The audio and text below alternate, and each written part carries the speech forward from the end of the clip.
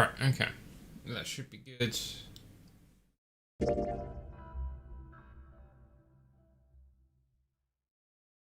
Pretty sure these are all the same thing.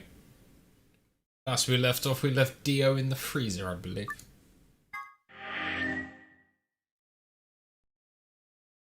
Oh, I forgot to transition. There we go.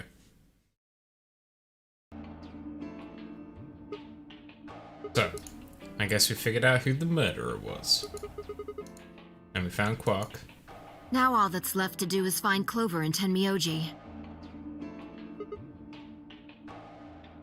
Why don't we head back to the warehouse and start from there?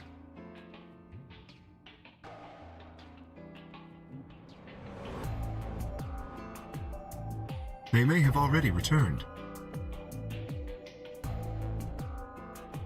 Well, Defi, I think you'll find that if you were to look at my YouTube page, this was scheduled to start 2 minutes ago, and it did.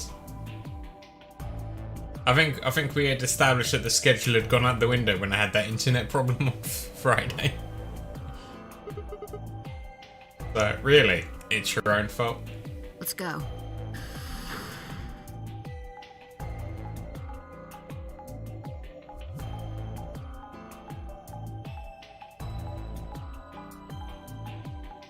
You were just acting on old information, Defi. Old information. What was I even scheduled for today? I can find I'm early, but yeah, okay.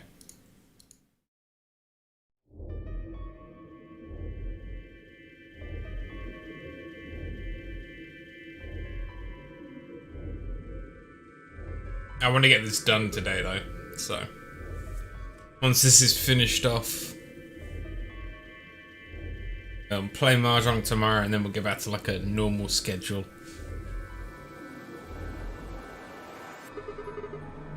Looks like they aren't back yet. Perhaps they went to look for us. Oh man, now we gotta go look for them. How much time until the white doors open? Let's go with 15 minutes. Oh, 50, okay. Then I don't think we really need to hurry yet. Why don't we wait a little longer? Waiting's so boring. For all we know, they're on their way back right now.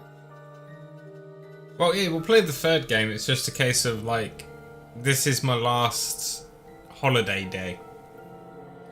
So I'm back to work after this. K9 nodded. By the way, there was something I wanted to ask you guys about. Oh no. Yeah. Quark's bracelet. Where When we is it? found him in the pod, he wasn't wearing it. Why? How should I know? Something to do with heart rate, clearly. Presumably, it had been taken off before we found him. So we have no idea where it is. Pretty much. I see. That's not good.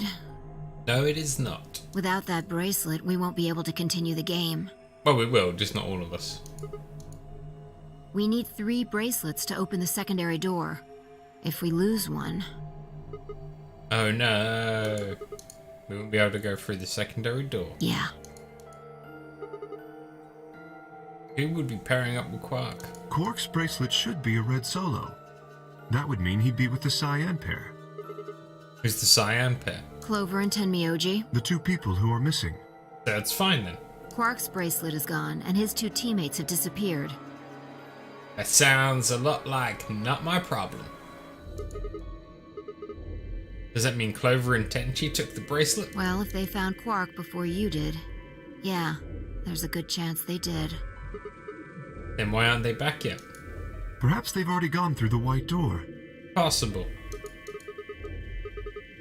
Primary doors haven't even opened. Perhaps someone opened one of them. I don't know. But it's happened before. When? Remember the 3 doors on the other side of the green door? Someone made one of them open. Oh yeah, I guess that's true. Perhaps this is the same thing. Perhaps, perhaps not. That's against the rules. Yes, I know. But if the person opening the doors is Zero Senior, do you really think the rules matter?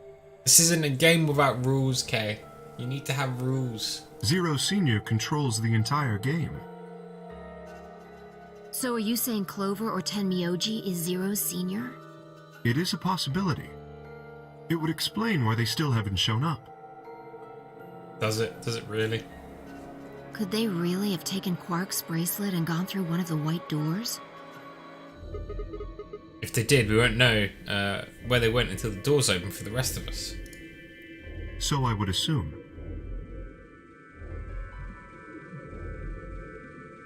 It's Dio. Oh yeah, he's locked up, isn't he? That's right. This is still just speculation, though. Maybe we should go look for them again. One of us can stay behind so that we don't miss them if they come back. Okay. I'll stay. I wanted to stay, damn it. Sigma and I will go see if we can find them then. Make sure you get back 5 minutes before the door opens, all right? Oh, and don't forget to bring Dio with you. Ugh. Of course.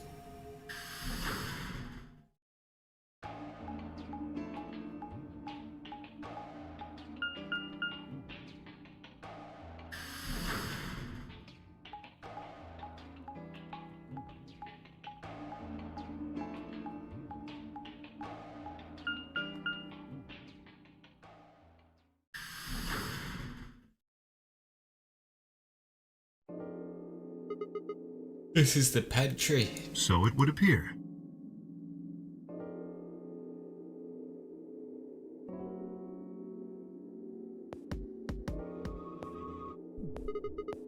Well, it looks like they're not here. Let's go. When we started looking for Quark, they were sent off to search everything beyond the red door, which would have meant this room. Not gonna do us any good to hang around here, though. Let's head upstairs. Very well.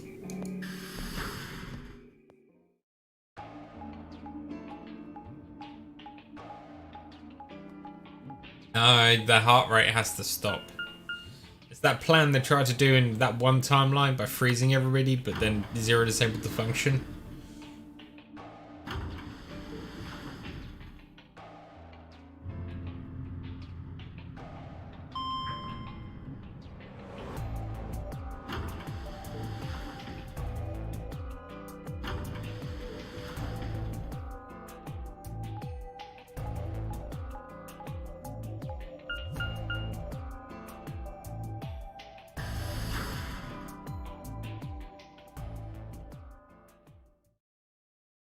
Doesn't work, then no more Theo. It's a win-win. This is true.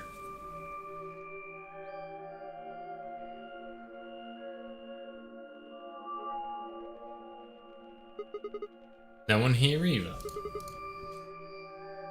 And she loves scotch so much I thought we might find him drinking some. Trying to say he's an alcoholic, Sigma. Anyway, it was around that time I noticed Kay was acting strangely. He was staring at the shelf of alcohol in a way that I probably would have described as blanky if I could have actually seen his eyes. Hey, what's up? You want a drink? Oh, no. Well, I would enjoy a drink, but this mask... If only we had the key, Kay. Honestly, I'd gotten so used to the suit I kind of forgotten you were wearing it. Why the heck did they make you wear that thing anyway? Don't remember anything? Well, actually, I did remember a little. Oh my god. What Yes, did you remember? my father. When did you remember that? Did it just pop out of nowhere? That's a terrible dad joke. Please, don't joke. This is serious. Do you remember who your father was? Yes. Who was he? What about your mom? I don't seem to have one. Your dad raised you? Well, Exposition, let's go. Kay stopped for a moment, then calmly folded his hands in front of him. I was raised in the facility where my father worked. He was the only person who worked there, which meant he was the only person I saw until I was older. Oh look, it's a Zero and a baby Kay. That had been the situation for as long as I could remember, though, so I never thought it odd. He wouldn't allow me to go near him while he was working, but the only times he wasn't working were the times when he was sleeping. As such, the only communication I had was with the education software he'd given me. I suppose I was a fairly expressionless child then. We developed body language to communicate with others, and with no one else to communicate with, I suppose it makes sense. Once I learned to read and write, I began to realise that my situation was not normal. Many of my books mentioned a mother as part of a family, and in several, the mother, father, and children would eat meals together and talk to one another. Soon I found myself longing for a mother of my own. Someone who would always be with me, who would scold me if I did something wrong at night. They would read to me before bedtime. If only I had a mother like that, I thought I would be so happy. So for the first time in my life, I asked my father for something. He had finished working and as usual was making his way towards his bedroom when I stopped him and asked for a mother. He looked at me silently for a long moment before finally responding, "Okay." I remember to this day how happy I was at that moment. A few months later, he called me into his laboratory. It was the first time he'd ever done anything like that. My heart was beating quickly as I stepped inside. Standing next to him was a young woman and my hopes soared. But when he said her name, or rather her ID number, they were dashed. He had given me a robot to play the part of a mother. Oh my god. Didn't want a mother that was just a machine who did what a human told her to. When I told my father that, he looked surprised for the first time in my life. Then he frowned, coughed, and admonished me for being a whiner. He never scolded me for anything before. At first I was surprised, then angry. Hot tears streamed down my face. My father ordered the robot to take care of me and shoot us out of his lab. The robot was very convincing and she smiled and spoke as if she was a real person. But I refused to answer her and locked myself in my room. You can talk to a robot and it will respond, but in the end you're still talking to a machine, not a person. If that was what I wanted, I still had the education software my father had given me. When I ignored the robot as it tried to take care of me, it looked sad. It couldn't really be sad, of course. It was only programmed to look that way. A robot's facade of sadness didn't mean anything to me. After that, I stopped expecting anything from my father. We'd never really spoken to begin with, so it was easy enough for me to make sure we never saw one another. I lived my life as if he didn't exist. Perhaps it seems strange to you that I continued to live with him, but I never considered leaving. Perhaps in the hidden depths of my heart, I longed for a relationship with my father. Everything changed when I was 18. I left my room one morning to find a woman standing outside of it. She was the first human I'd ever seen apart from my father, and I was understandably surprised. For a moment I thought my father had created a new robot, but when I told her that, she laughed and explained that she had come to help him. As it turned out, she was a very mysterious person. She was much older than I was, but something about the way she behaved was almost girlish. She would tell me stories about the world outside in such a way that I was never sure if she was telling the truth or making up fantastical lies. Ultimately, though, the truth didn't matter. I loved her stories. She wasn't helping my father directly with his research, so I spent most of my days with her. Before long, I discovered she'd known my father when he was young. She told me stories of how he'd fallen in love as a younger man, and I began to imagine that the person he'd fallen in love with had been her, and that she was in fact secretly my mother. After settling in with us, our long-established routine began to change drastically. First, we started to eat together. Before then, I had never shared a meal with anyone in 18 years. She scolded me for my table manners, or more accurately, the lack thereof. If I was going to eat with others, she said I would need to be more polite. Having eaten alone for my entire life, manners had never been something I'd even thought about. My father got in trouble too when he made the mistake of reading through research papers during dinner. The look of surprise and embarrassment on his face made me burst into laughter. I couldn't remember the last time I shared a laugh with my father. It might have been the first time. The room we considered our living room changed too. Before it had just been another room, but she made it comfortable. After we finished our dinner, I would sit on the sofa and relax with her and my father. Those times were the ones I cherished the most. For a little while, every day I got the family I'd longed for since I was a child. At her suggestion, I started to help with my father's research. Specialised in genetic engineering, and I discovered I had an interest in it as well. Time faded away as I lost myself in research. Now that we were working and studying together, my father and I had a great deal to talk about. For the first time in my life, we began to speak with one another like a father and son. Whenever I impressed him with something I'd learned, I'd felt a surge of happiness, and it drove me to study even harder. My days felt full, right, and meaningful, but most importantly, I was happy. How dare you be happy, Kay? 4 years passed in the blink of an eye until one day I happened to overhear my father and the woman speaking in the laboratory. Their tone was serious, so I listened closer, curious to know what they were talking about. That was when I heard her say that she planned to give her life to achieve their goals. It was clear that she wasn't being metaphorical. She would have to die. I was in shock. The research I had thrown myself into would lead to her death. I asked my father to stop his research immediately. He refused to listen. She agreed with him. She told me that she had been prepared for what she had to do since the day she came to our facility. My father had known about it from the beginning as well. Angry and disappointed, I began to investigate what exactly the research I'd been helping with was working towards. Perhaps I thought I could figure out a way to keep her alive. I discovered much more than I'd bargained for. To begin with, I learned that the ultimate success of my father's research would require a good deal of sacrifice, and I also learned that my own existence was just another part of his project. I had been created to function as my father's spare. If he died during his research, I was intended to continue it in his place. I was stunned. I was furious with my father and with her, and even with the research I'd poured myself into for 4 years. There was only one thing to do: destroy the facility and end my father's horrible research once and for all. I made plans to destroy the main reactor and with it the entire facility, but she saw right through me. My father was livid and locked me in my room until his research was complete. All I could think of was how I might stop him. She did her best to convince me that I'd misunderstood, that everything would be fine. As much as I wanted to believe her, I remember in the back of my mind that she had been the one who pushed me to become involved in my father's research. Had that been an earnest desire to give me something to do with my life? Or still, I couldn't bring myself to hate her. She had given me a reason to live. Even if she had conspired with my father to mould me into his replacement, the warmth she'd shown me had been real. She had made me feel as if I had a real family, and that was something I wouldn't have given up for the world. I pleaded with her to leave, but she quietly shook her head. There was someone very special to her, she told me.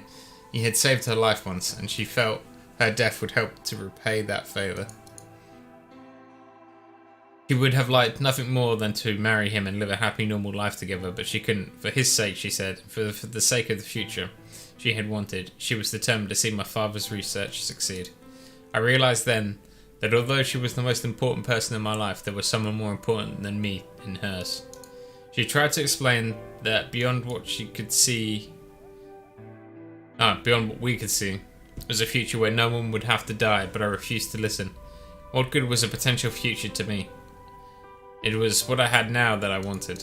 I couldn't stand to think that she would give her life for a man I'd never even seen. So I shut myself off from the world. Perhaps that is why I lost my memory.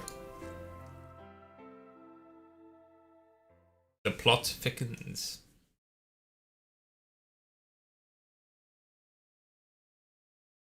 Kay let out a deep and tired sigh.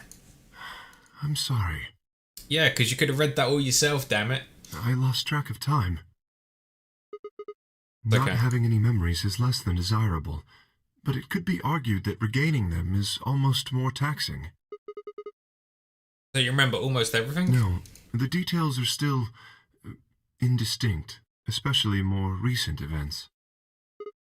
Huh? Sigma, I'm sorry, but would it be alright if I laid down for a bit? I guess. I don't feel very well. It Oh, no. must be because I remembered so much so quickly. My head feels like it's going to explode. Are you okay? Yes, I think I just need to rest. Yeah, take as long as you need. As long as it's within that that time window. I'm sorry. Thank you. Kay lowered himself heavily onto the red sofa in the corner of the room. Well, guess I better get moving.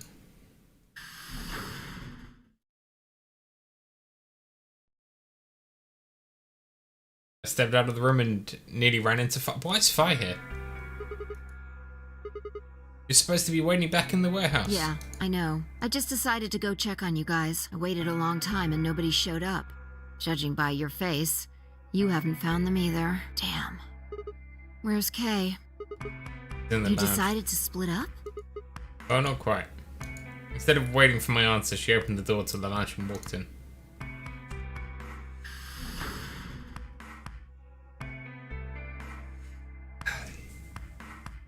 What's up with him? Guess he's not feeling too well. He said he wanted to rest for a Is bit. he alright? I think so. We should leave him alone right now, though. Remember, there's a real person inside that suit. I'm sure he's just tired. Tired, huh?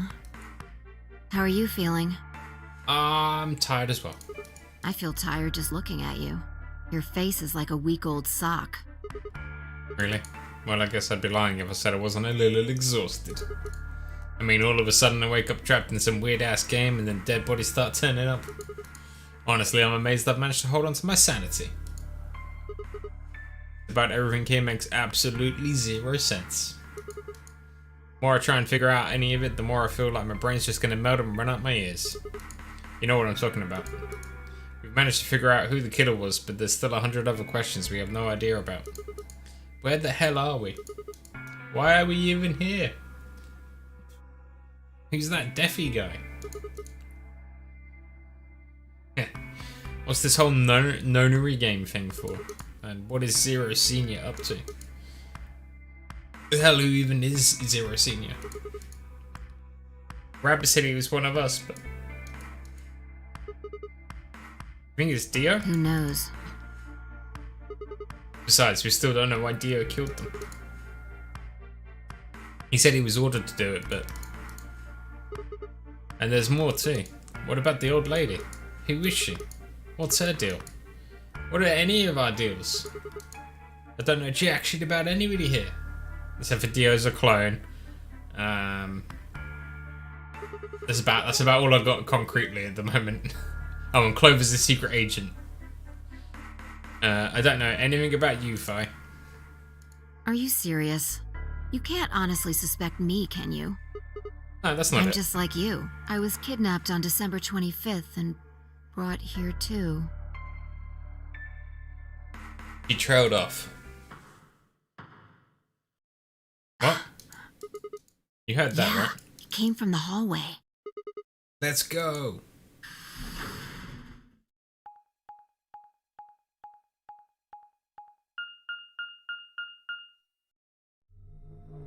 There's nobody here. Maybe they got on the elevator. Let's try hitting the button. If the door doesn't open immediately, then we'll know the elevator's downstairs. Genius. Oh my god.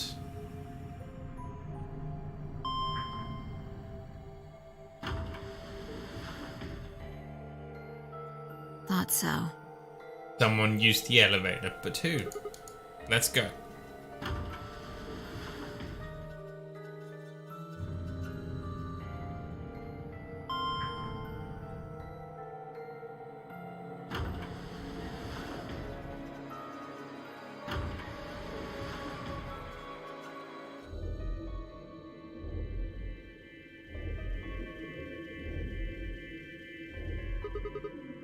Which way do we go? Let's just head for the green door. Because the treatment center's there. That's where Dio and Quark are. You aren't worried? I just want to make sure they're safe. Good point. They're fine. Tenchi or Clover probably made that noise, but what if they didn't? What if they didn't, Sigma? But I don't think they'd hurt Quark or Dio. Are you sure? No. Dio admitted to killing the old woman, but he still insists that he didn't kill Alice or Luna. What if he's telling the truth? Are you serious? You're gonna believe him? Doesn't matter. I just want to know if they're safe. No harm in being Nobody's careful. safe. Alright, fine, let's go.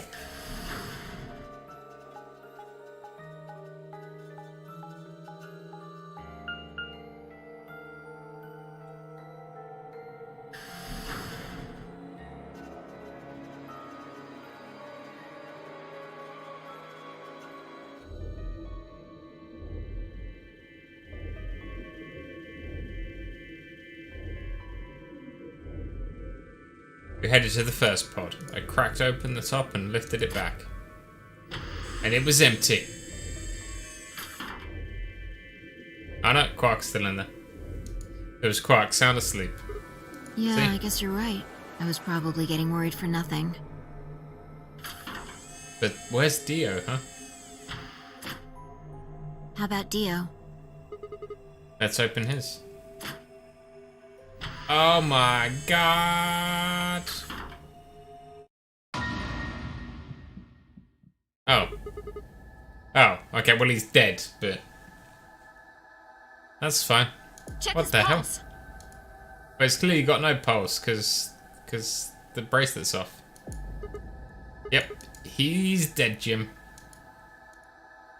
Look, Oxygen level 0%. the oxygen level for his pod says 0%. Who could have done this? But why? Someone must have tampered with the pod and lowered the oxygen levels. But how? Look, I should go tell Kay about this. But Kay was the one who did it, what are you talking about? Come on, let's go. Well, don't forget the bracelet. Without waiting for me to follow, Fi turned and ran off. I took a deep breath and followed. Take the bracelet! Ugh. Amateurs. You think this is their first death game? Fi and I burst into the lounge and ran up to Kay. Kay, wake up, Kay. Something's happened.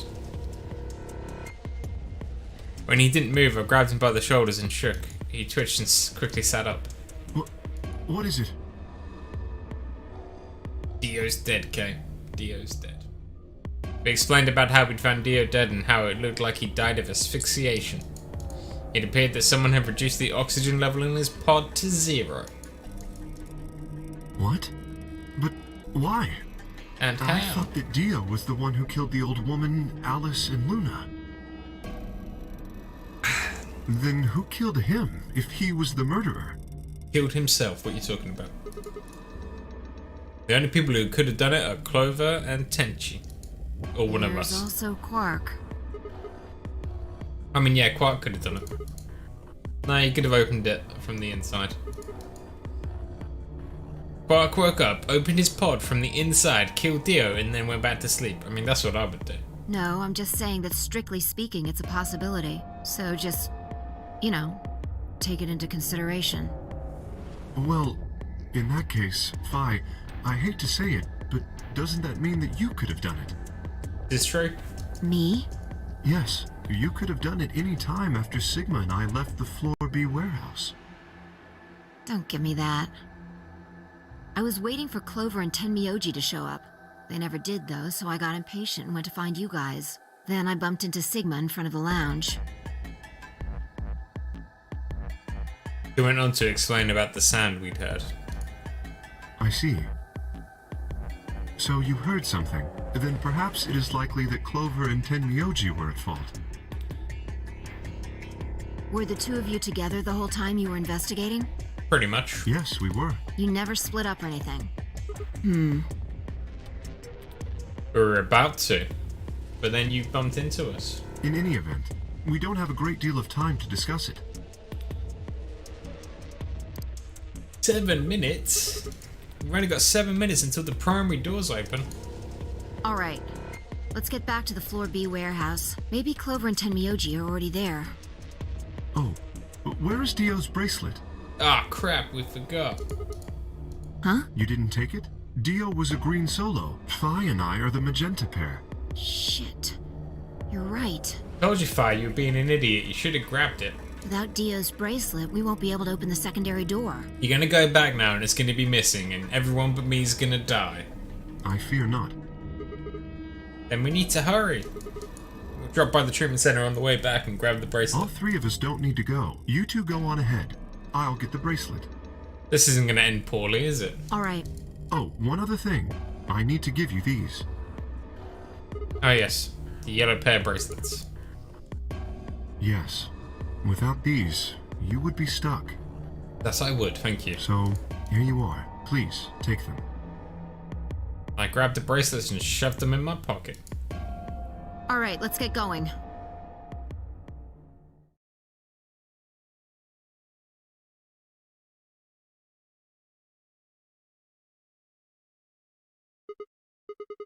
They're Maybe not they here. did go through the door, like Kay said. Your Quark's bracelet? Or... What? Oh, come on, man. You better not give me that maybe they're already dead crap. Not like you, Fi. This isn't funny. You're right that, if you're right, then Kay, Quark, and I... and you are the only people still alive. Hey, lay off. I want to believe they're alive too, but... Gotta believe. We heard a noise and turned. Kay? Please tell me it's Kay. Sounds like Kay. I apologize for keeping you. Find the bracelet? Did you get Dio's bracelet? Well, technically, yes. But... Best you just see it. This is what I found in Dio's pod. What? Oh my god!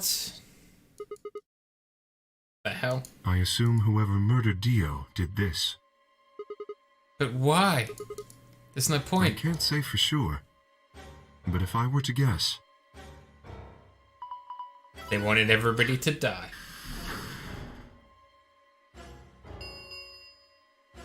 Chromatic doors have opened. 5 minutes remain until chromatic doors close. With a bracelet like this, I doubt we can get past the secondary door. That means Kay and I... will... You're gonna die. Oh no. But it's okay, because I'm going to live. When the time comes, those 3 doors will automatically close. If anyone is left outside after they close, they'll be penalized. I see. That's what they wanted. Whoever killed Dio wanted to use the game to kill me and Kay. That's why they broke the bracelet. I think so. It makes the most sense. How can you be so calm? In 5 minutes you're gonna be unconscious, and then like a bit after that you'll be dead. Go on ahead, Sigma. You have those bracelets Kay gave you, right? You should be able to get through the secondary door with those. So just go. Look, that you know I can't just ditch you guys like that. But if you stay here, you'll... Think I don't know that. But what kind of monster am I if I just leave you here to die? God damn it. This is bad. What was I gonna do? I needed to calm down. Just calm down. Calm down and think. There had to be a way to save them. There had to...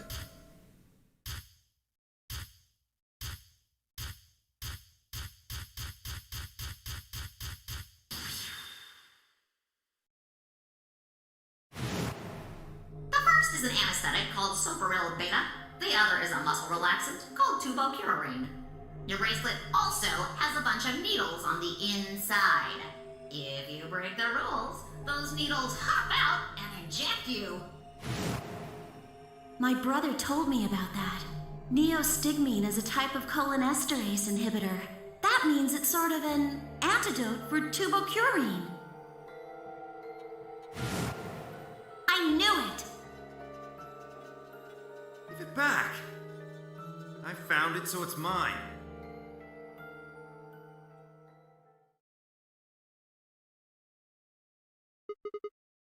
Of course. The antidote. the antidote. Didn't have time to explain. I took off running towards the exit. Sigma, where are you going? Stay here. I'll be right back. Bolted out of the warehouse towards the treatment room.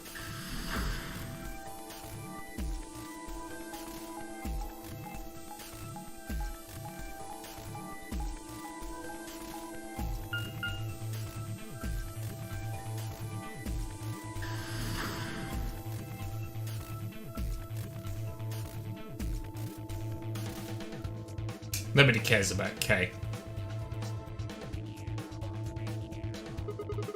Went dear, put it in his pocket. Come on, come on, come on, please still have it. Sweat was pouring down my face, but I didn't bother to wipe it off. There wasn't time. I dug frantically through Dio's coat until... yeah. Found it. Oh. There's only one dose. Duh. The injection gun uses the whole bottle at once. Shit. I can't save both of them. 1 minute remains until chromatic doors close. 1 minute. Shit. I spun around and shot out of the treatment center.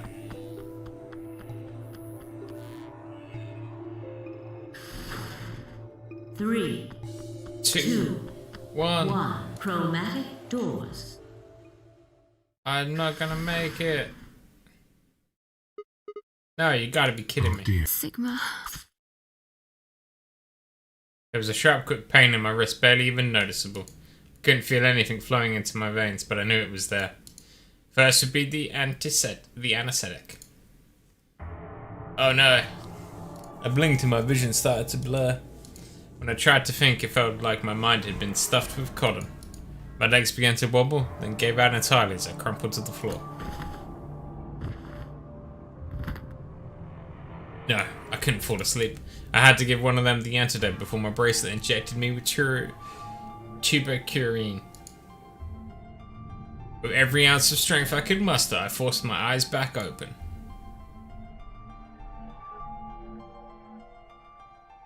Kay and Phi lay limply on the floor in front of me. In my right hand, I could feel the injector gun with its precious cargo. I could only pull the trigger once. Who was I going to choose? Phi or Kay? Well, how are you going to get Kay? No, what was I thinking? There was only one answer. Phi. I didn't even have a choice. After all, Kay's entire body was covered in impenetrable metal. Sorry, Kay. I summoned up as much energy as I could and dragged myself towards Phi.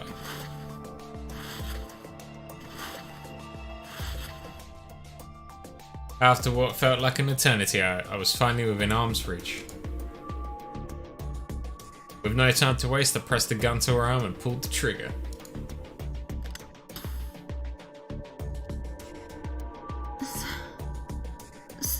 Sigma, what the hell did you... Injected you with neurostigmine. It's a type of blah blah blah blah blah. It's the antidote to the muscle relaxant. Why did you pick me? I had no choice. Because I can't use the injection gun on Kay. It'd never get through the metal. Then why didn't you inject yourself? Because I'm an idiot. Didn't even cross my mind yet, because I'm an idiot. You're the biggest idiot on the planet. Yep, that I am. Is that any kind of thing to say to somebody who's about to die? How about something more tender? No, screw this. I don't want to live if it means being in debt to you. No goddamn way. I'm not gonna... And she died. Her words slurred and slowed as her eyes fluttered closed. She wasn't dead, of course. I could hear the faint sound of her breathing and see her chest rise and fall. Good, Phi's gonna be alright. But Kay. I looked over in his direction. That's when I noticed it. Oh, wait, what? Oh yeah, his helmet can come off. There's a hole here on the back of your head. Yeah, it looks like if you insert something and twist. You could open up the suit and take the mask off. Wait a second, but when could he have... Empty? Yes. Was there something in there before? No. It was empty when I found it. But what if he lied? Could Kay have taken the key? How had he gotten it? Didn't really matter anymore. What did matter was that Kay had been able to remove his armor. And he had.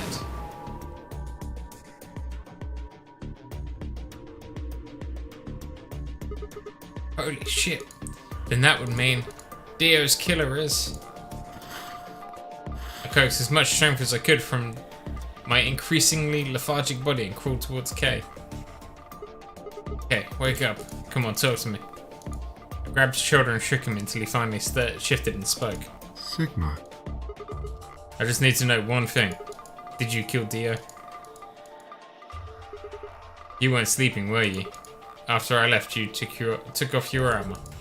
You didn't want to go the same way I had. So you took the other door. After you went the long way round through the warehouse and the crew quarters, you headed for the elevator.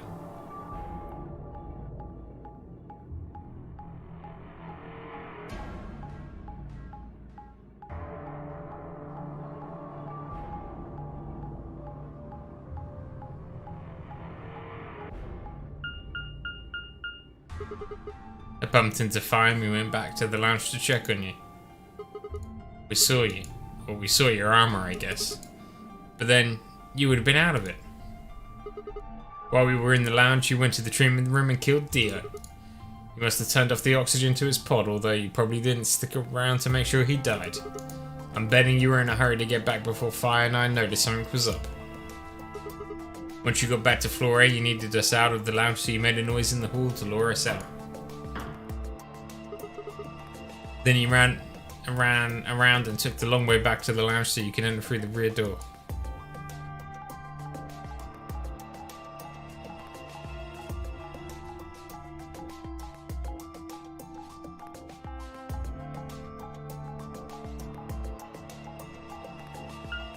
And then you put your armor back on.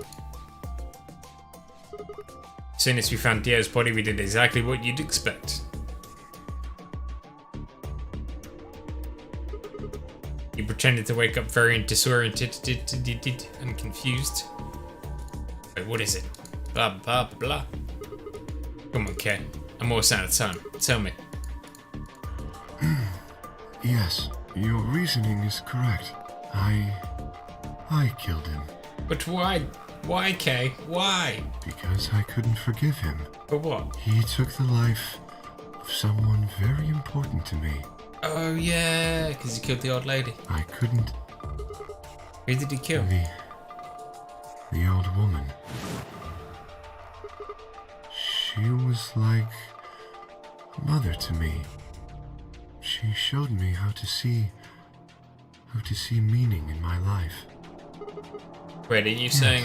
I am. She was the woman who came here when I was 18. Oh, hold on. What do you mean here?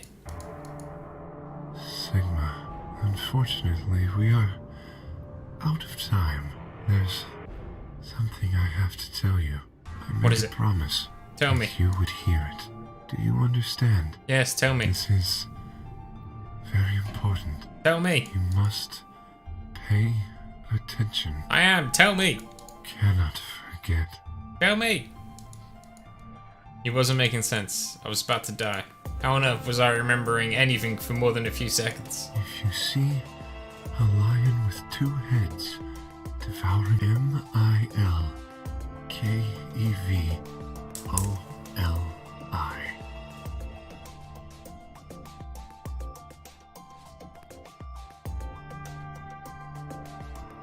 Milk.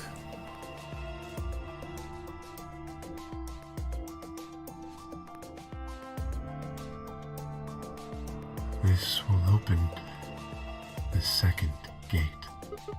What the hell does that mean? Who told you to tell me this?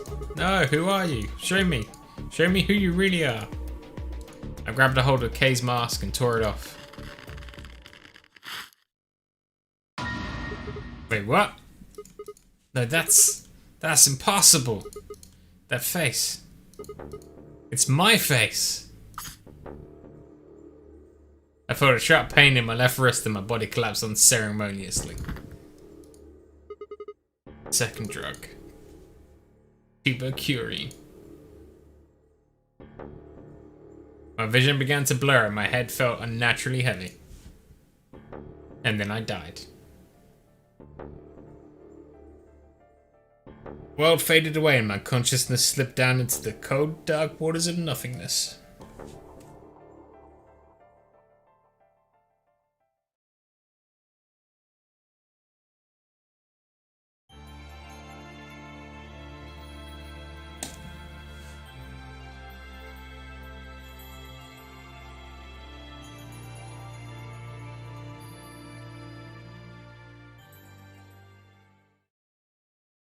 We got the K ending! Yay!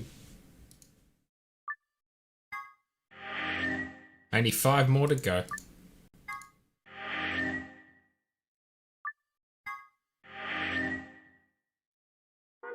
How's our timeline look now then? Don't have this key yet.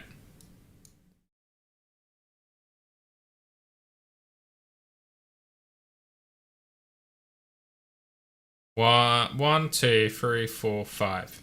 So this route and this route should be fairly short. Then these two should be fairly long. What do you mean K isn't a cat girl? Ah, god damn it. K was Ichi me the whole time. Did that thing where I backed up too much.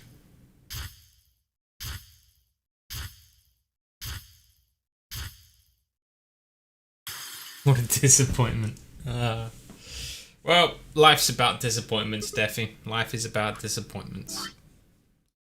Alright, let's... Okay, so I need to figure out the two-headed line to go down that side then. I need to figure out the lock. There isn't enough antiviral medication. Where did Alice go? Oh, there's another lock there. Let's go to this one.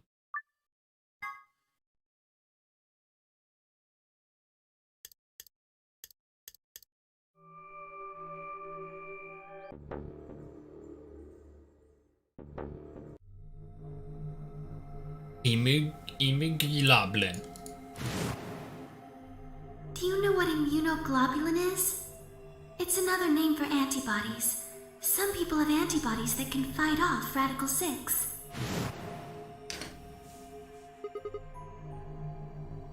It's an IG replicator. Replicator makes it sound like it makes copies of stuff.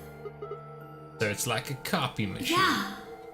Probably copies IG, whatever that is. Any ideas? Who knows? Ice cream by the gallon? I could go for some ice cream by the gallon.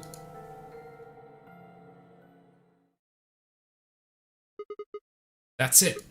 I've got it. The IG replicator in the laboratory is an immunoglobulin replicating machine. What? It can copy antibodies. Luna just said it's made from antibodies. That means we can make more. Hold on a moment. There is a strange device in the laboratory that says IG replicator on it. Clover and I examined it thoroughly when we were in that room. Yeah. We never could figure out what it did, though. Exactly. My question is, how do you know about it, Sigma? Because I'm a genius. I saw it when I was in the laboratory. When was that? Probably when you were looking for Alice, right?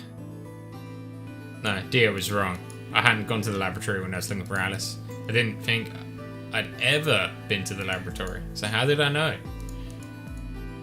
If what he's saying is true, then we should be able to duplicate the Excelavir. Well then let's go. That would mean we could cure Alice and Quark. Well, can we cure everybody? Because probably everybody's infected. Let's go have a look then. The laboratory, right? Yeah, no time to waste. We all nodded, and we all left. Wait, we can't leave them here alone. Luna, do you think you could stay behind and look after them? Oh, of course. I'd be happy to. Alright then, let's go.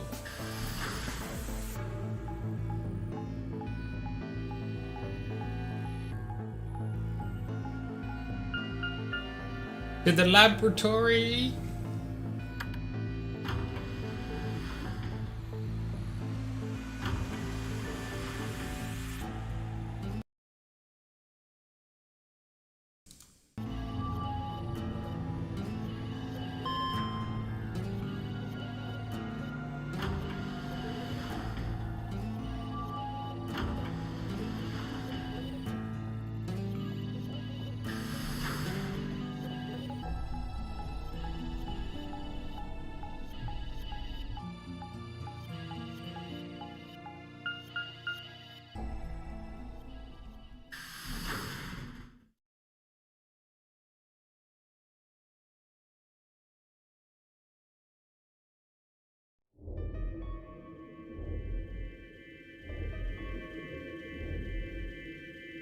So this is the lab, huh?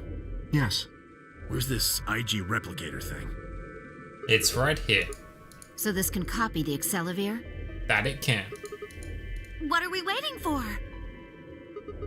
Calm down, alright? Don't rush me.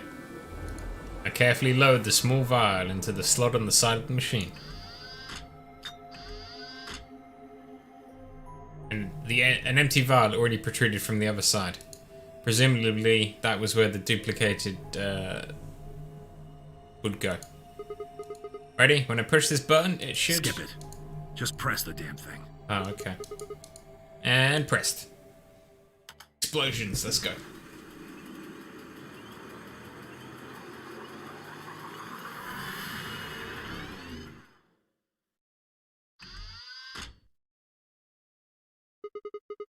Did it work? Have a look. The empty vial has something in it now. And the vial Sigma used remains as it was. It does not seem to have lost any of its contents. My god. So, it worked? Would have been pretty bad if it hadn't. Alright, let's get this thing back to the infirmary. Reached down and pulled both vials from the machine, intended to slip them deftly into my pocket. When Dio jumped us. Ah, What shit. happened? Sorry, my hand You slipped. dropped one of them? Yep, just what one the left. hell? What if you'd broken it, you idiot? Come on. If it had broken, then we could have just made another copy. Before Tenchi could reply, Fi spoke. Guys? I was surprised to hear her voice coming from near my feet. I looked down to see her staring intently at something beneath the table. You see? It did break. No, the vial's fine. See? But she's found a bomb. Then what the heck is going on down there? Take a look. Slid back from the table quickly and silently. The rest of us bent down to look. Oh my god! A Whoa. bomb. Really? That makes two then. Guess Kay was right after all. So there were more bombs. So it would seem. Was this here when you guys came through the first time? No, it was not. Yeah, I didn't see anything, and I looked real hard. Then somebody must have said it while we were looking for Alice. That somebody was Dio. Who the hell would do that? You would. No, not any of us. I was back in the infirmary. Quark was still out, so I was keeping an eye on him. So we shouldn't consider you a suspect. Is that right? Yeah, Quark's off the list too. But Tenmyoji, you have no proof that you spent the entire time in the infirmary, do you? What? You could have quietly made your way to the laboratory, planted the bomb. That's insane! Listen to yourself! There's no way in hell I'd have left Quark all by himself to go plant a goddamn bomb! Then she was still staring furiously at Kay when Clover spoke up. Hey, what's this thing? What's what thing? I turned in time to see her grab something from under the table. It looks like a memory card. A purple memory card. Ooh, fancy. Where was it? Right under the bomb. It was down on the floor under the table. Could it have been put here by the same person who set the bomb? Maybe. There was nothing like it here when we examined this room. Let's go put it in the medical TV. You think they dropped it accidentally? Unless it was left here intentionally, yes. I imagine so. What do you think's on it? Let's go take a look. Gonna see it for a minute. Yeah, I guess so. I plucked the card out of her hand and looked around the room. Nothing. Take it back to the infirmary. No dice. We need to plug it into something that can read memory cards, but I don't see anything in here. So what do we do? Go back to the infirmary. We go back to the infirmary. 10 minutes remain until Ambidex game polling closes. All players, please enter your votes. If no vote is recorded before the deadline has passed, any non-voting parties will automatically ally. Guys, I think maybe we should get back to the top floor. Yeah, you're right. We've got what we came here for. What should we do about the, bomb? Just ignore it, it will go away. Not much we can do except leave it here. Alice said it'd be dangerous to touch them. True, but Drop it. Don't drop the bomb, literally. We can talk about the bombs later. Right now we need to take care of Alice and Quark. Right. So we'll go back to the infirmary, give them the antidote, and then head to the floor A warehouse. Right. Let's do this. This ought to do it. While we're here, we can put the bloody memory card in the TV, no? It might take a little while, but they should recover. Her voice was quiet as she backed away from Alice and Quark. In her hands was the injection gun. She carefully removed the empty vial and placed it gently in the cabinet with the other one. While we were in the laboratory, Luna had moved Quark to a crude cot. They both looked peaceful as they slept. Oh, at least they're not going to kill themselves. The madness I'd seen on their faces before was completely gone. Are they really going to be alright? Yes. The analysis I did on the vials confirmed that the duplicate was real Excelivir. The original was genuine too, of course. Now that they've been treated... Everyone else can get infected and die. Great! And we used up all of our antibody stuff. it's only a matter of time before the virus is eliminated. I believe so, yes. Oh man, what a relief. I feel like this was a stupid plan. I was really worried. Clover grinned. Agreed. I gave her a reassuring pat on the back. 5 minutes remain until Ambidex game polling closes. All right, everybody. We can be relieved later. Right now we need to get to the AB rooms and fast. Damn. Don't even have time to catch our breath.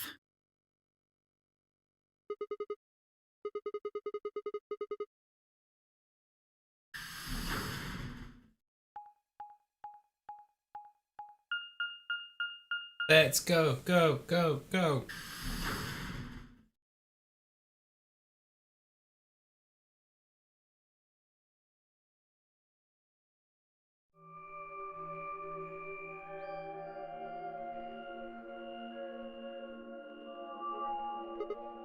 Huh? Where's Tenchi? Ah, he stayed back in the infirmary. What? Why? Why? Well, when we were all heading out, I noticed he wasn't doing anything. So I asked him if he was coming with us. Said no. This is what I got. I'm still worried about Quark and Alice. I think I'll stick around and make sure they're okay. I see. That means that Phi's only opponent will be Dio. 1-on-1, huh? Ugh. That's cool. Nothing to worry about. I plan to choose Ally. Fuck off, Dio. You know why? Why? Because I've only got one BP. Exactly.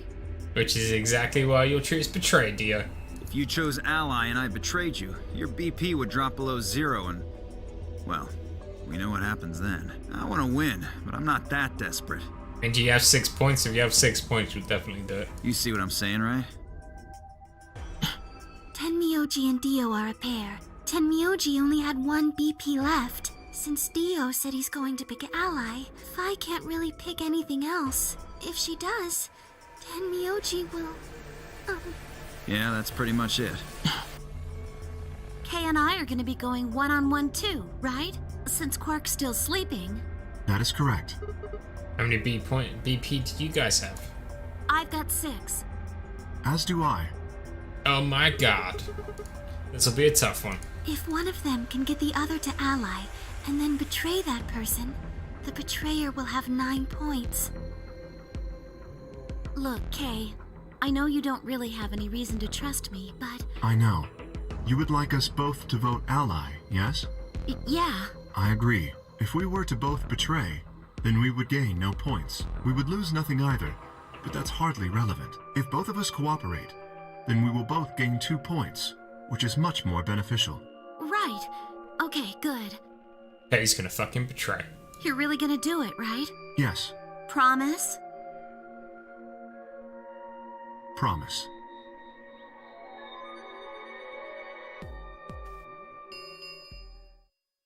1 minute remains until Ambidex game polling closes.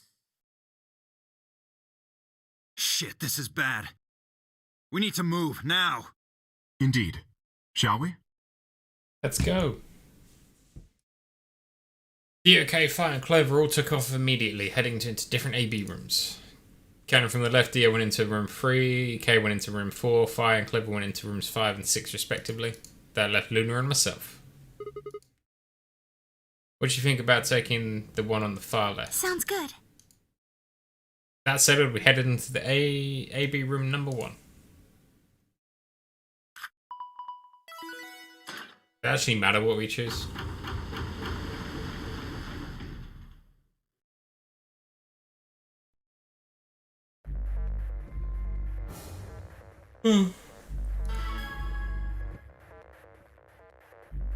Let's get locked in.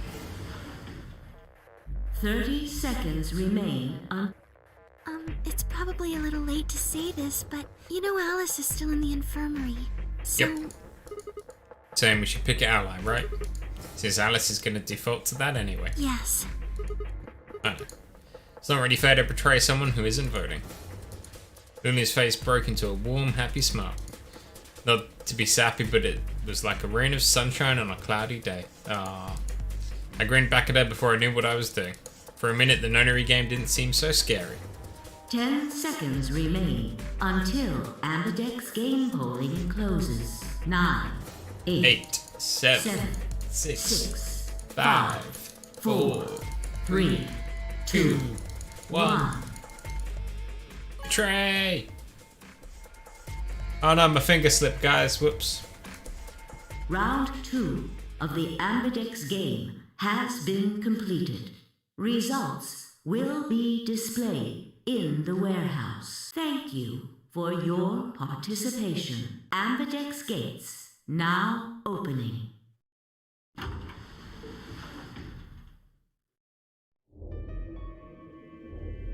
Luna and I stepped out of the AB room. Why? What happened to... It's not fair to betray someone who isn't voting. I thought... You fought wrong, Luna. You fought wrong. There's nothing I could think of to say. Even I didn't really understand why I'd picked betray instead. It had almost felt unconscious, like some other part of my mind was making the decision. Perhaps I'd been possessed by some sort of evil spirit that moved my finger to the betray button against my will. Right, well, we should go see the results. We already know what they are. It's just simple math. The look in her eyes was more painful than any punch I'd ever taken. I turned away and always ran towards the projector, anything to get away from those eyes. Results from round 2 of the Ambidex game will now be displayed. Please direct your attention to the results screen. Let's go!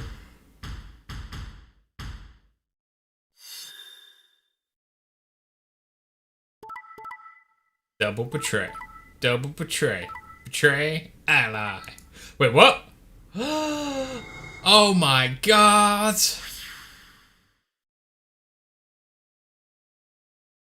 Who could have seen this happening? Points have been assigned or subtracted accordingly. We should have chose ally, guys. We would have died. Please check your bracelet to see your updated bracelet points.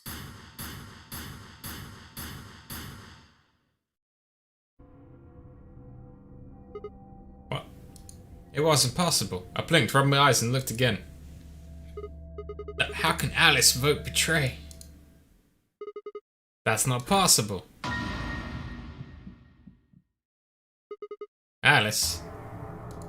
Standing inside the second room from the left. The room that should have been empty. Why?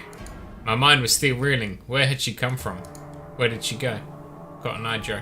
Anyway, as I was trying to form a sentence, she began to move towards us. From around me, I heard a chorus of muted gasps. It seemed we were united in our surprise and confusion. Alice drew to a stop in front of me and glanced up at the display. Thought you'd get an easy couple points, huh? You tried to kill me, Alice. Not so easy when you have to look your victim in the eye, is it? Tried to kill me, Alice. Coward. Me a coward? You got some balls saying that to me after you picked Betray. Why are you even here? Well, you gave me the antivirus, didn't you? Giving it to her after the game. Tenmyoji told me. Thank you. I mean that from the bottom of my heart, honestly. But you should still be under the effects of the anesthetic. Yes, well, I still am. A bit. I have a throbbing headache, and I can barely stand. It's horrible. What if you had killed me, Alice, huh? I'm more resistant to anesthetics than most people. A result of my training. I have a feeling Zero Senior knew that. They gave me way more than the standard dose of that gas when they kidnapped me. In any event, a few minutes ago I woke up in the infirmary. Tenmyoji explained what was going on, and I got here as fast as I could. So you showed up right after we'd gone into the AB room. Yes, right in the nick of time, too. About 10 seconds before the deadline, as I recall. You did that just so you could betray us? Right. What? Don't I get to do that? I mean, it turned out to be the right thing to do, didn't it? But what if it hadn't been, huh? You two chose betray. If I'd stayed back there, I'd have lost 2 points. So you're saying it was self-defense? Yes. You're full of shit. Self-defense, my ass. You chose Betray because you wanted out. You had 6 BP, and if I'd picked Ally, you would have had 9, and I'd also be dead. That's what you were trying to do, right? So what if I was? Are you serious? You would have killed me. I have 1 point, Alice. You were this close to murdering me. Just admit it. You were planning to kill me so you could escape. Don't be stupid. I knew you'd choose betray. No, you didn't. There was a 50% chance I didn't, Alice. That is the truth. Why am I the only one getting the 3rd degree here? 'Cause I nearly died. Look at those results. 2 other people just tried to kill someone. Well, I mean, Dio's a dick, so I mean, that was expected. Yes. If Dio had chosen Ally, Fi would have killed Tenmyoji. And if she'd chosen Ally, Dio would have killed her. Yeah, but Dio was always gonna pick Betray. I don't want to be rude, but it looks like Clover and Kay tried to trick one another. Not that it seems to have worked. If either one had chosen Ally, the other one would have 9 BP right now. Basically, everybody was a dick this round. I hadn't realised there was only one word across all the roster. Betray. Whatever trust you managed to build had fallen apart. Everyone was suspicious of everyone else. Had it been the bombs? Or had it been something else? Whatever the reason, if it kept up, we'd never manage to escape. We'd be trapped in a cycle of 0-point rounds for the rest of our lives. Something had to be done. I closed my eyes and took a deep breath. Alright guys, pay attention. You probably already figured this out, but we can't keep going like this. If we don't start being a little more trusting, we're never going to get out of here. We need to work together. I might as well have been talking to a wall. My apologies, Sigma, but I need to think on something for a bit. I would appreciate being left alone. I'll be leaving too. Fuck you, Dio, nobody cares. Things are getting a little too intense here for my delicate constitution. Sorry. Well, in that case... Two. Yeah, sorry. Without another word, she turned and left the warehouse. Dio and Kay quickly followed suit. See? There's your answer. In the end, everyone's just thinking about themselves. Shut up, Alice. So I would appreciate it if you could not treat me like I'm the only villain here. Come on, Clover. Let's go. Hold on! I'm coming! Are you feeling okay? I was really worried, you know? I watched them walk away, Clover practically jumping with delight to have Alex back. Before long, they reached the yellow door and disappeared beyond it.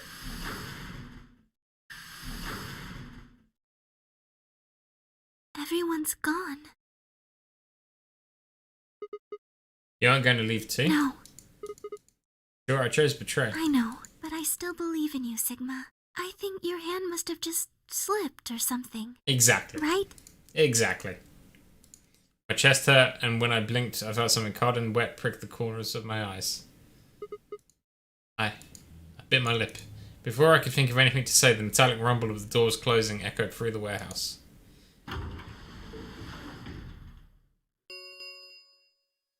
The Ambidex gates have closed. Round 3 of the Ambidex game will be the Star Round. Star keys are required to open the gates. There is no set limit on usage of the star keys. The Ambidex gates can be opened as many times as the players wish to open them. Many times as we want, huh? Yes, as long as we have the star keys. That means we can keep playing the AB game over and over, too.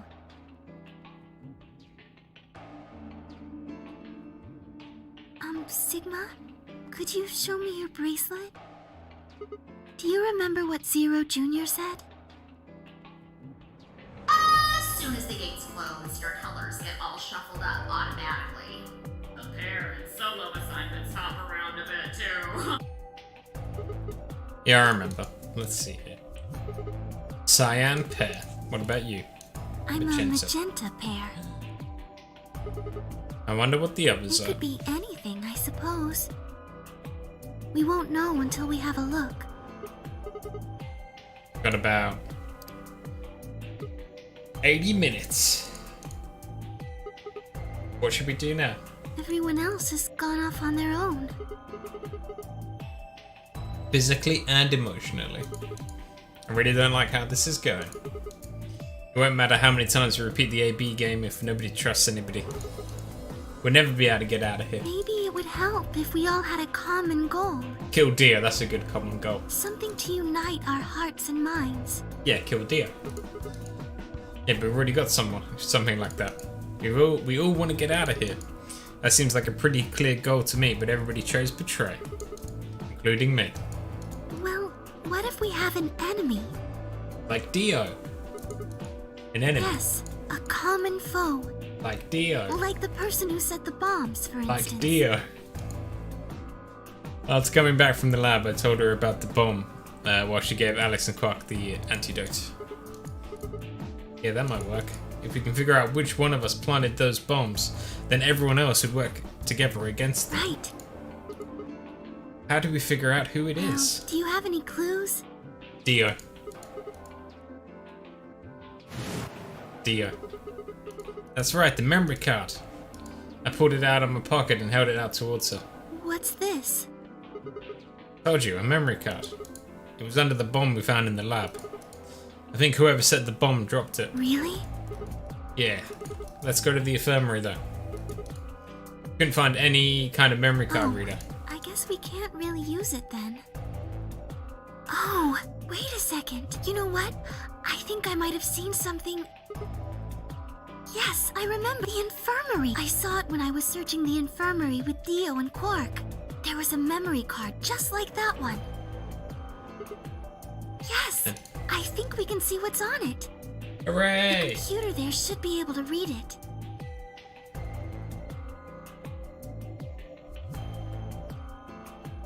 Luna and I exploded into the infirmary, nearly running into Alice, Clover, and Tenchi. Quark was there as well, of course, but he was just as we left him asleep on the bed. What are you doing here? I've come to blow this case wide open. I opened my mouth to retort, then thought better of it. If I really wanted people to start trusting each other, well, real change starts at home. As quickly as I could, I explained the second bomb in the memory card and how we'd come to the infirmary in hopes that we could discover the contents of the latter. Okay. Then stick it in already! That's what she said. Go ahead. Right. Just as Luna had said, there was a small slot under the screen exactly the right size to fit a memory card. Within moments, the screen was filled with what appeared to be random letters. Oh my god, there's so many random letters. 6 rows, 22 letters each. It looks like the odd rows use one set of letters, and the even rows use another set. Oh my god. In other words, the first 2 rows just repeat. Yeah. Is this some kind of code or something? It doesn't look random to me. I think there might be a pattern. I just don't know what it is. Was there anything else on there? No, it doesn't look like it. So what we get is this gibberish. Hey Alice, you haven't said anything for a while. What's up? Does any of this look familiar to you, Clover? What do you mean? Have you seen something like this before? Maybe during your training? Training? This is... So you do recognize it. All right, knock it off, you two. How about you share it with the rest of the class? Alice sighed and stretched her neck from side to side. I believe this is an encoded message from a terrorist organization. Oh my god, who could have guessed? What? They call themselves the Myrmidons. Myrmidons. For some reason, I felt like I heard that name before.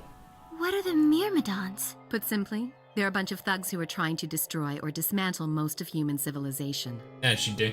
So this thing we're looking at... You think it's theirs? Well, they have a number of different codes, but I do think this is one of them. Then the bomb?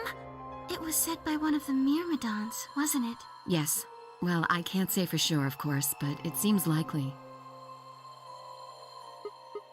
Damn. Have I got a ton of questions for you? But let me start with this one. What the heck does this thing say? I don't know. How am I supposed to decode it? I don't have the key. I can give you the key. Without a key, it would take literally hundreds of years to decode. Well, we've got plenty of time. What about you, Clover? Well, if Alice doesn't know how, I sure don't. See, Not much we can do then. We can come back to that code stuff later. I've got another question. Who the hell are you two? Why do you know about this code? That's... Confidential. You told me your job was to eliminate enemies of the state or something like that. Just what the hell kind of job is that? I think it's time you told us what you do.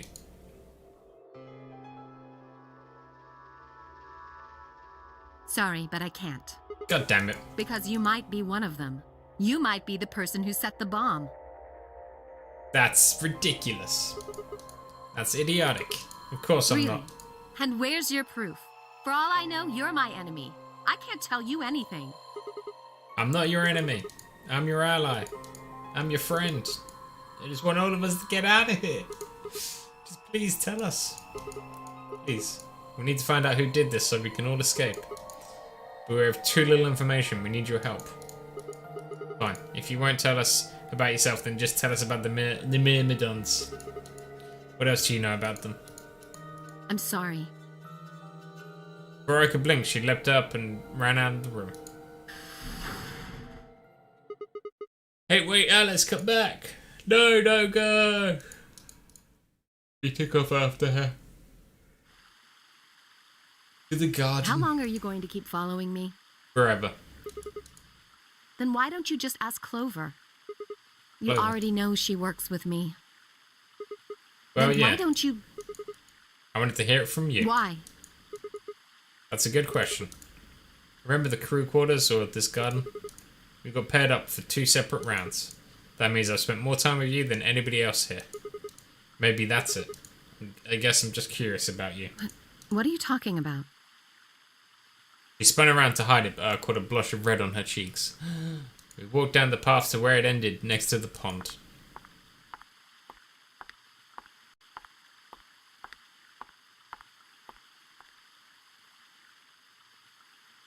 I stayed silent. Alice sat down on the bench. We gazed at the smooth surface of the pond for several long minutes before she began to speak. You don't hate me? Why? I tried to kill you. Well, that happens a lot these days. Yes. I was so scared. Who wouldn't be? Kidnapped and locked up, forced to play some sort of bizarre game. And then we found that bomb. I know I probably sounded calm, but as soon as we found that thing, all I wanted to do was run away from it as fast as I could. Things just went downhill from there. You mean? I remember hearing that Quark had collapsed and running to the infirmary with everyone else. When I got there, I realized I couldn't understand what anyone was saying, and everything looked...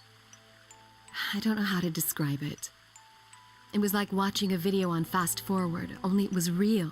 Then I started to feel like...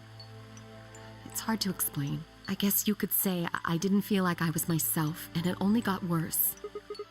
That was probably the Radical 6. Yes, I think so. I don't remember much after that, but when I woke up in the infirmary, suddenly all that fear was back. So all I could think about was getting out of this place as fast as I could. So, kill me, betray, get 9 points and then leave. It never even crossed my mind that it could kill you. God help me, even if it had, I don't think I would have cared.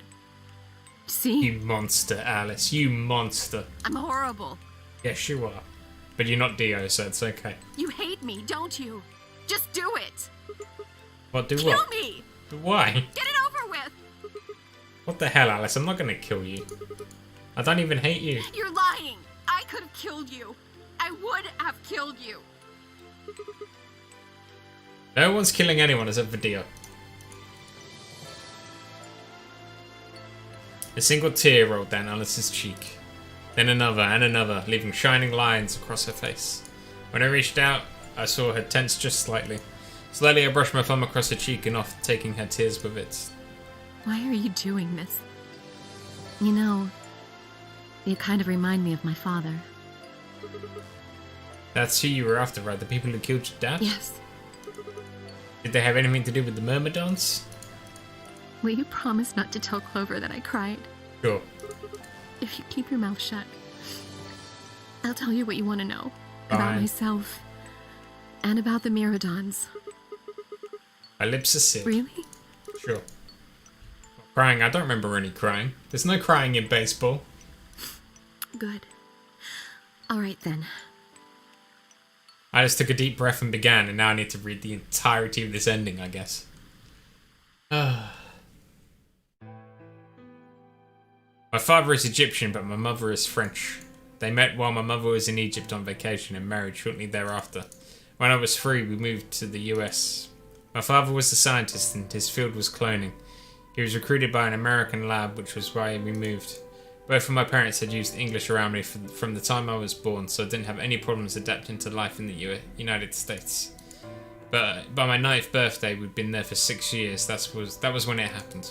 In the middle of the day, my mother showed up at school. Her eyes were red and puffy, but she didn't say anything to me on the drive home. When we arrived, there were several policemen there to meet us. My father had always been a very punctual man, and when dinner time came and went with no sign of him, even I began to realise something terrible had happened. It wasn't until several years later that I finally learned the truth. My father's lab had been attacked by terrorists and he had been kidnapped.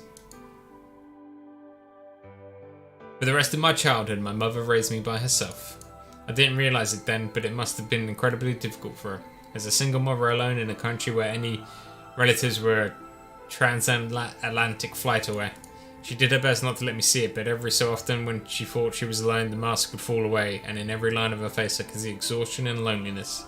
As much as I missed my father, it was those moments that made me wish more than anything that he'd never been taken. Fortunately, I was an excellent student and did especially well in math. I earned a full-ride scholarship straight out of high school and spent the next several years studying. That sounds really depressing. I know, Deafy. I feel like that was a red herring. After graduation, I took a job with the Department of Defense, hoping that they might have resources to help me look for my father. I was immediately assigned to the Special Office of Internal Security. Their purpose is to investigate and sometimes deal with terrorist organisations and other serious threats to the state. I could tell my mother wasn't happy about my decision, but she chose to remain silent about it. Eventually I learned that the terrorist organisation that had taken my father was none other than the Myrmidons, although at the time the name didn't mean anything to me. They were suspected of human cloning. Specifically, it was thought that they had been using cloning techniques to copy their most useful members and expand their ranks. They apparently believed that they could use cloning to create a new race of humans. Now at last, I knew the reason for my father's abduction. The commander is a man named Left. We know his name and his gender, but not his appearance or his age.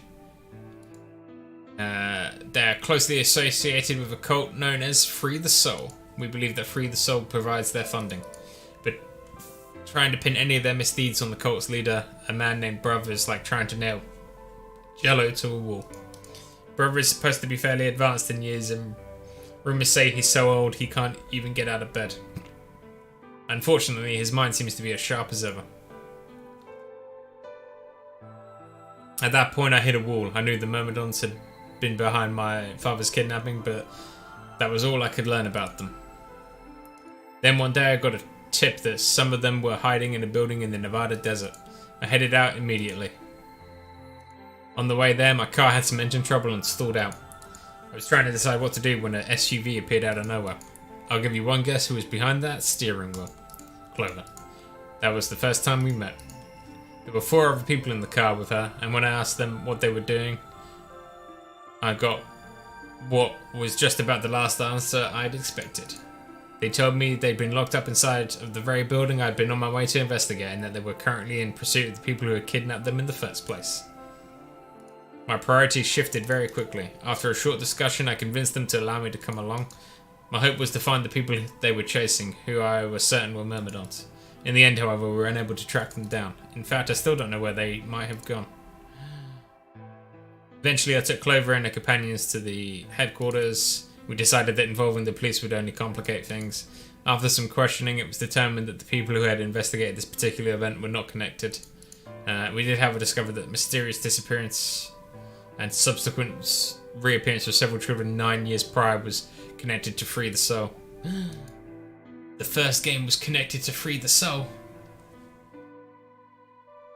There was also a 6th person in the SUV, although they weren't riding in it per se. A middle-aged man, who I'll call H for now, had been bound and placed in the trunk. According to the other 4, he had been behind the disappearance of the children 9 years earlier. We also learned that his pharmaceutical company, a major player on the world stage, was effectively controlled by Free the Soul. More specifically, I suppose, H was a member of Free the Soul and very committed to their cause. So why had he kidnapped all those children? Apparently it had been part of an experiment designed to test the ability of certain people to access what's called the morphogenetic field. I don't imagine you've ever heard of it before, so I'll try and give you a quick rundown. Oh god, here we go again. Simply put, these people can access a sort of field that allows their consciousness to resonate with the consciousnesses of certain other people. To be honest, it might be simpler to just call it telepathy. We'd heard of this particular ability before and had actually used it in a number of investigations, so I wasn't surprised to learn of its existence. I was shocked, however, to learn that these experiments had been carried out by a member of Free the Soul. If that was the case, then Brother must have known about it. The thought of him discovering a way to control and harness that power was terrifying. It wasn't too long after the incident in Nevada that another tip about the Myrmidons crossed my desk. This time they claimed that they intended to launch a large-scale biological terrorist attack. My bosses decided that we needed more agents to deal with a threat of this magnitude, and Clover was recruited. Because she'd been a test subject in H's experiment, we knew she had the ability to access the morphogenetic field, and we wanted to put that ability to use. After several months of training, she was sent on her first mission. She would be tasked with the infiltration and investigation of the cloning lab. I was assigned to be her commanding officer. I hoped that our investigation might also give me a lead on my father's whereabouts. At last I had a chance to find out what had happened to him. I wouldn't let that chance pass me by. Perhaps that was what kept me from noticing the truth. The whole operation was a trap. The lab was fake and Clover was captured almost immediately. I got there as fast as I could, but when I arrived the building was only an empty shell. All of the conspirators who had pretended to be researchers and the like had already fled. I searched frantically for Clover until at last in the basement I found her. She had been tied to a chair, but on the floor next to her was another body. It was my father. He looked as if he'd just been dumped there, and when I got to him his body was already cold. He was covered in dark, ugly bruises. It wasn't until later that I learned he had died from ruptured organs and internal bleeding. They had beaten him to death. Oh man, that's rough. As soon as Clover had been captured, a Myrmidon in a mask had come to visit her. He said that unless we wanted to end up like my father, she would leave them alone and tell her masters the Bureau to do likewise. In retrospect, they must have known who I was and who my father was. That was why they'd killed him. Perhaps they'd thought they were sending a message to me, or that once he was gone I'd lose my reason for chasing them. They were very, very wrong. I took Clover with me and left. I tried to console myself with the fact that I had at least been able to save her. Sometime later I received a call from the coroner. He told me that there was something I needed to see. There in the morgue was my father, cold and pale on the steel table. I could barely stand to look at him, but the coroner insisted. On his arm were 2 rows of numbers comprised of 8s and 9s. It took me a moment to recognise my father's handwriting. He had carved them into his own skin. On his chest was another message, but they were letters this time, not numbers. Not many, just enough to make a short sentence. I love you, Alice. Ah. I broke down crying right there in the morgue. They were the first tears I'd shed since the operation had started, and there was no stopping them.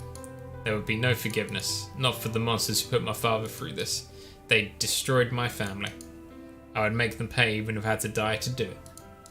That night I made a promise to myself. I would avenge my father.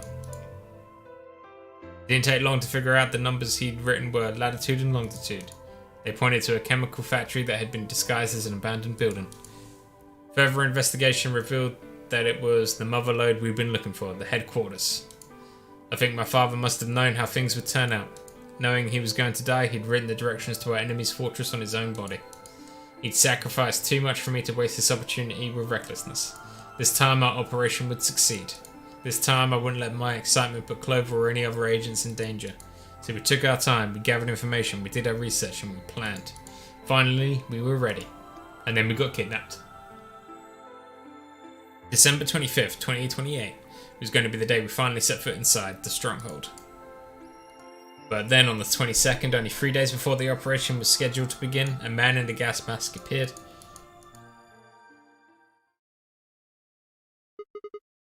He inhaled that gas, passed out and woke up here. Yes.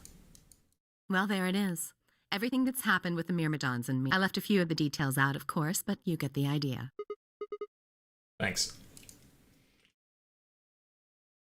He gave me a sad sort of smile and stood up.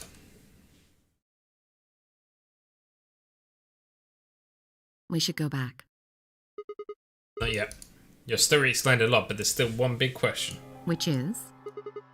Who here is a bad guy, besides Dio? One of us planted the bombs, and based off the code we found, it's pretty clear that person is a Myrmidon. Yes. And I agree that we need to figure out who they are. What do you propose we do? Well, that's what I wanted to ask you about. Do you have any clues? Clues? Well, if I could decrypt that code, it might tell us something, but... What do you need to decrypt that code? Is it a 25 numbers? I told you. We need a key. And how big's the key? Without that, it's pointless. What's a key? A key is a key. Is it 25 numbers? It allows you to sort of unlock a code. The Myrmidons usually use this huge string of numbers as a key. 25? Wait, a long string of numbers. Could that be...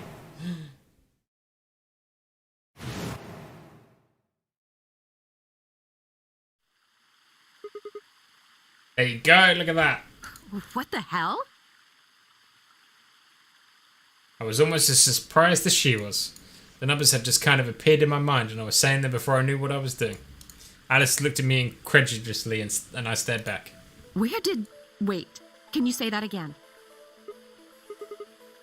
That's 198,449,351 to the third power. What? That number you just told me. Why are you so good at math, Alice? Prime factor decomposition on that number gets you 198,449,351 to the third power. English, woman. English. You're talking about reducing an integer to a series of prime numbers that you multiply together to get it right? That's complicated. Like if you had 30, you get 2 times 3 times 5. Exactly. You probably learned that in junior high, right? Yeah, because I definitely went to junior high. You're saying that 198,449,351 is a prime? And if you multiply it by itself, you get... Oh my gosh. Yes. Don't tell me you just did all of that in your head. I did do all of that in my head. Fuck you, Alice. Simple mental arithmetic. Fuck off. That's impossible. I told you, I'm better at math than most people. Fucking robot. That's not better at math. Look at you. You just recited a huge string of numbers. Yeah, but that's just recalling information. That's completely different. That seems pretty astounding, too. Where did you find that number anyway? Got it off Dio. I didn't know what to say. What would I tell her? That it just came to me? Can't tell me, huh? Fine.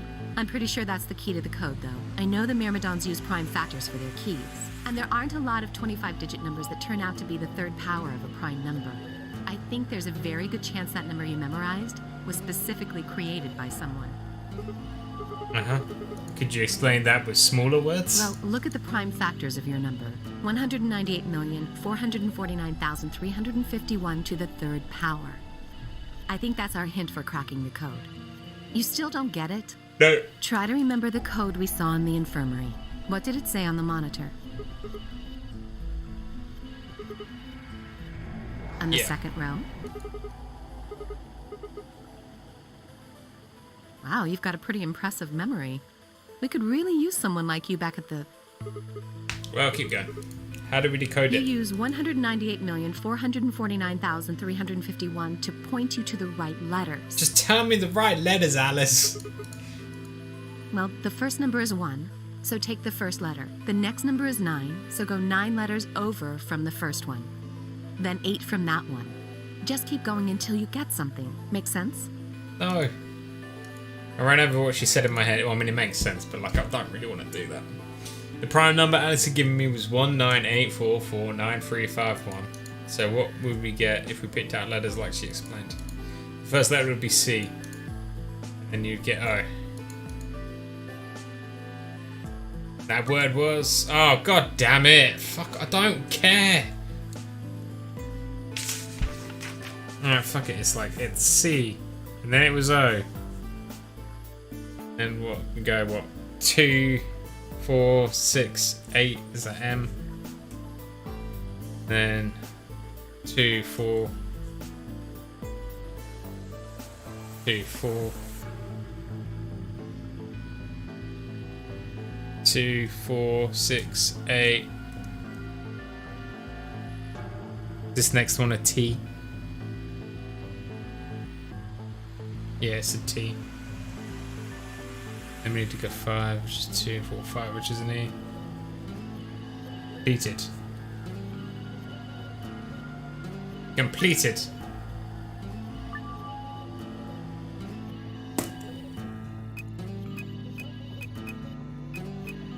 I completed your stupid challenge.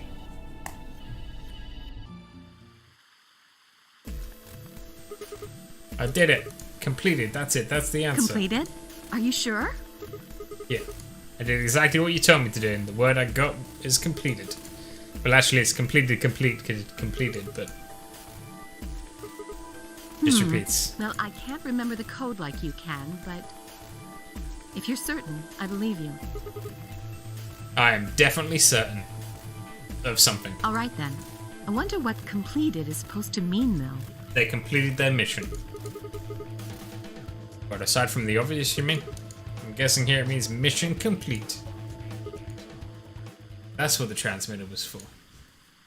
Huh? What are you talking about? Nothing. What transmitter? Barely even heard her. Suddenly my mind was full of memories that hadn't been there a moment before. Like a wave had washed away the sand, revealing a bed of precious gems underneath. Dio is the murderer. Let's go. Let's go. O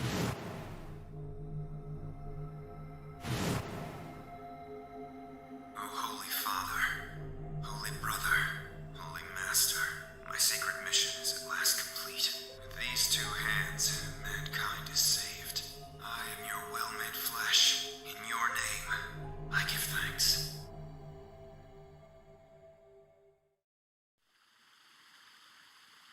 Damn it. Why hadn't I realised it before? I could remember a series of numbers, but not this. At least I remembered it now. Dio was a member of the Myrmidons. And not just any member, he was their leader.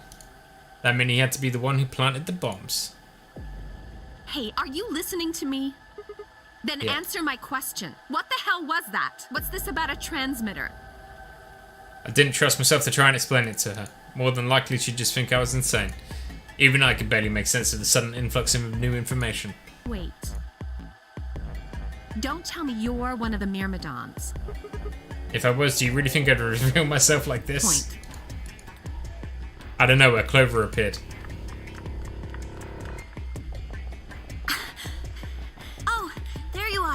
looking all over for you. We're Really? all down in the Floor B warehouse. Well, all of us but Luna and Quark. Why? You've still got 45 minutes until the white doors open. I know that! Oh, okay. Hey, wait a minute. I thought you and Quark didn't know about the white doors. Tenmyoji told us about them. He said he'd show us where they were, so we all followed him down to the Floor B warehouse. I'm assuming you left Quark with Luna? Yeah. Anyway, when we showed up, Phi and Kay were already there. Well, all of a sudden, Phi, Tenmyoji, and Dio all started yelling at each other. Why? Did something happen? Everyone betrayed each other.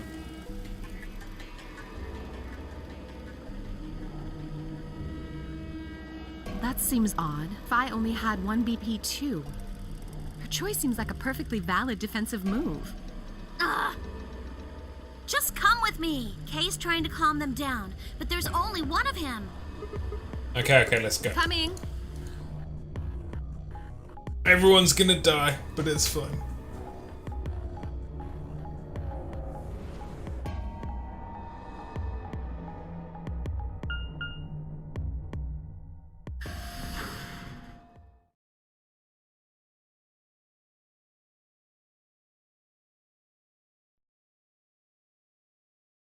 All four of them were still there when we arrived.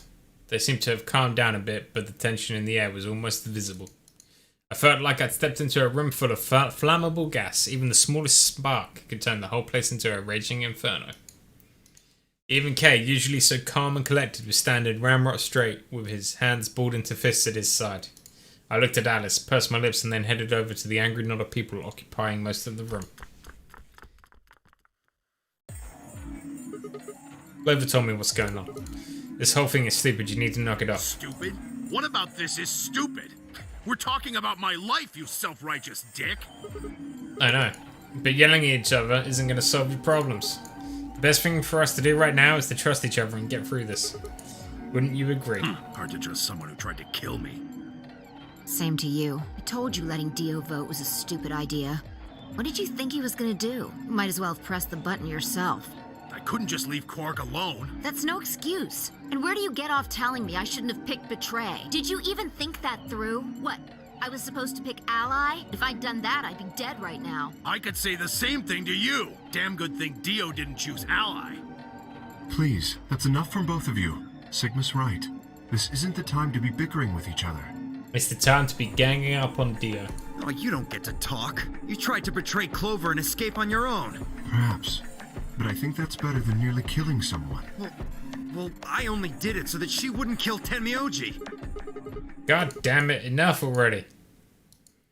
I roared with fury, my voice echoed and rebounded off the walls of the warehouse. Everyone fell silent. I didn't know how long that silence would last, so I decided to put it all on the table. There was only one way I was going to be able to take control of the situation, and that is to tell everybody that Dio's a terrible person. Guys, listen to me. We really don't have time for this. I was met with a number of glares, but I soldiered on. See, the thing is, I figured out who planted the bombs. What? Is this what you were talking about earlier? Sort of, yeah. I know which one of you it is. Well, spit it out then. Please, explain what's going on here. I don't think I need to. They're going to admit their guilt in just a few minutes. What? You're all going to hear it straight from the horse's mouth. Or, I guess I should say, Dio's mouth. Or should I say left? What are you on? You think I set those bombs? Yes, I do. If you're gonna accuse me, you better have some pretty damn good evidence, pal. I'm not accusing you. I'm just stating a fact. Oh yeah? Where the hell'd you get that fact? From you. Fun as it was, I knew taunting alone wouldn't be enough to make Dio confess. He just played dumb, he was good at it, and I'd get nothing. That meant I was gonna have to trick him. Well, you see, I'm actually from Free the Soul. Free the Soul? What's that? Some kind of hippie shoe company? Don't play dumb, Dio. Or should I call you Left? Brother ordered me to come here. To keep an eye on you. It was quick, but for just a moment I saw his eyes twitch. I leapt on that moment of weakness like a hungry dog on a steak. Fine. Skepticism is understandable, admirable even. But perhaps this will convince you. I pressed forward, pulling out every fact I could remember. I told Dio about brother's background and how his younger brother left had been murdered. I mentioned casually that the Myrmidons were all clones of a single person. So, still not convinced? How about this? Oh god, that's a lot of numbers. Do a little prime factor decomposition on that and blah blah blah blah blah. If I'm not who I say I am, how on earth could I possibly know that? No, that's not possible. Finally. So let's start over, shall we? I was sent here to watch your every move. It seems our wise and noble brother doesn't trust you. He suspects betrayal. No! You're lying! I assure you I am not. But if you don't believe me, why don't you go outside and call him yourself for your transmitter?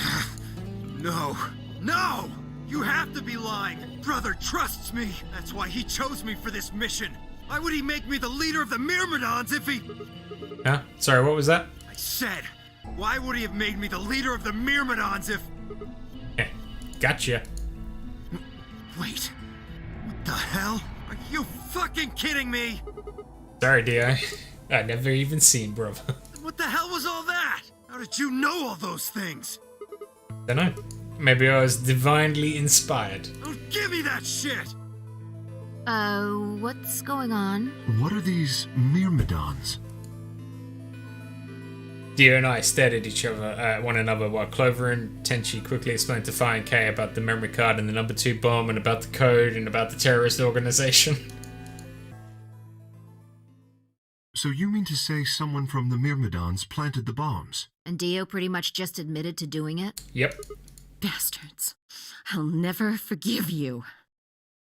I heard a low, furious muttering behind me and turned to see Alice. Her lips pulled back into a snarl even. I am going to kill you! Oh no, Alice! Don't kill Dio! Her voice rose to a scream as she charged towards Dio.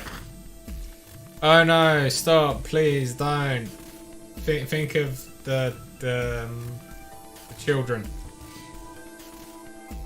He ducked out of the way smoothly and pulled something out of his pocket. Whoa there. Oh no, he's got a detonator. I like my women a little feisty. But you're taking it a little too far, sweetheart.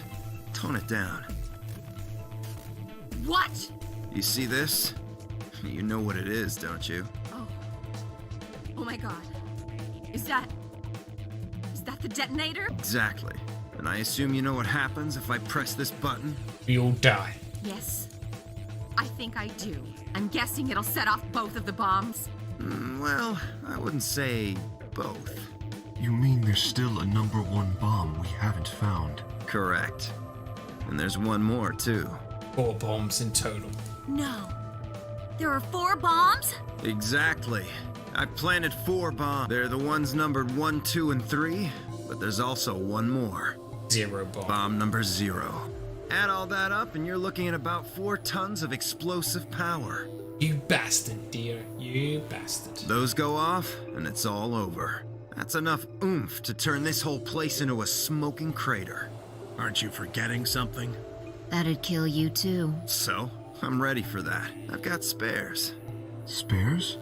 Is that what Sigma was talking about? Yeah.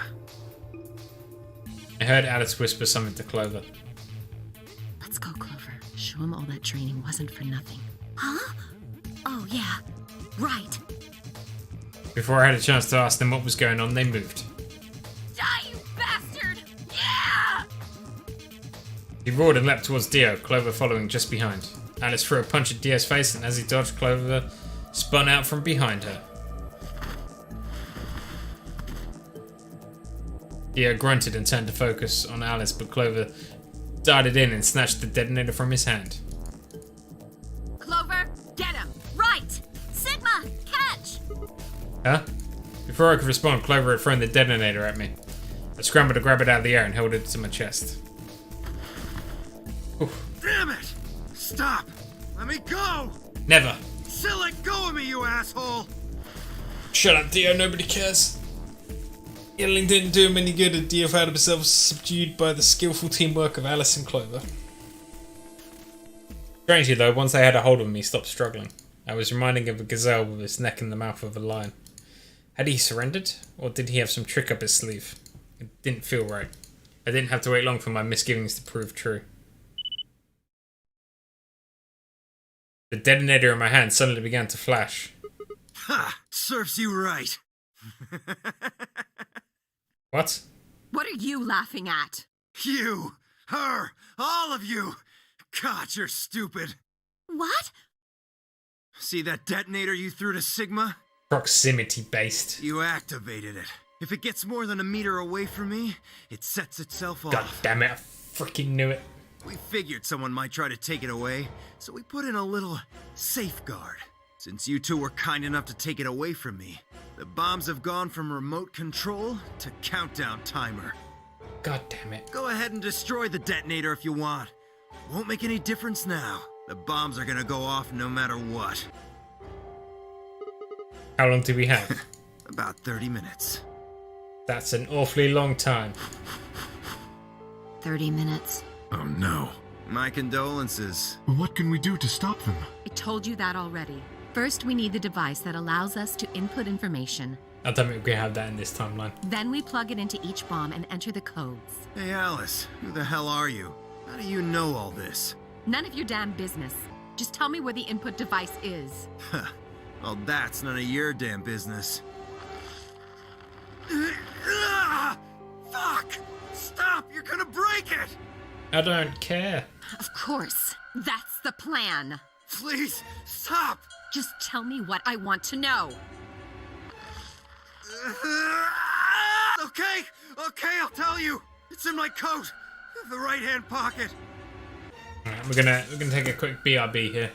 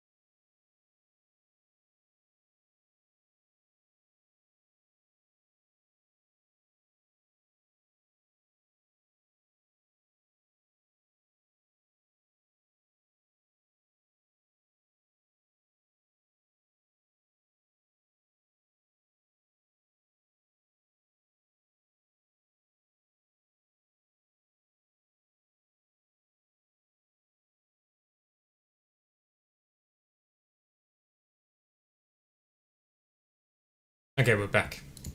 Clover, right.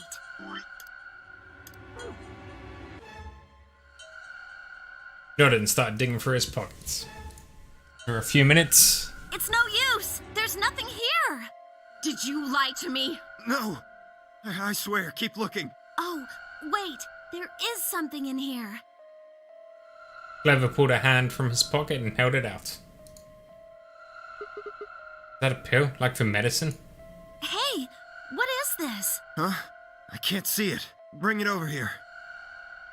Ah, don't do it, Clover. It's a trick. It's a suicide pill.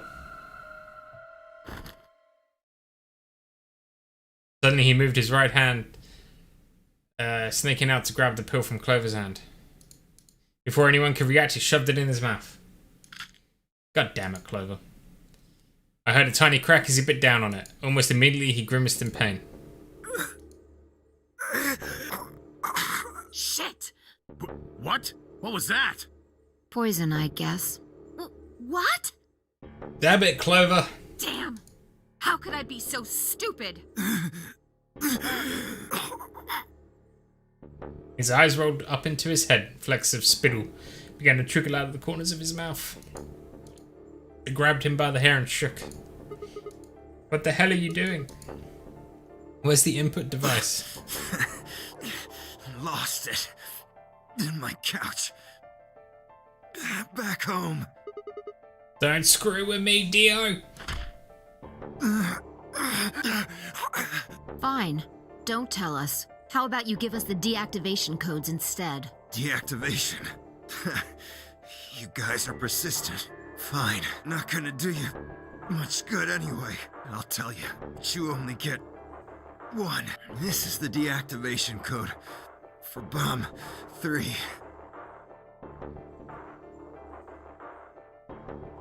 Ready? LXQ LHC NMR.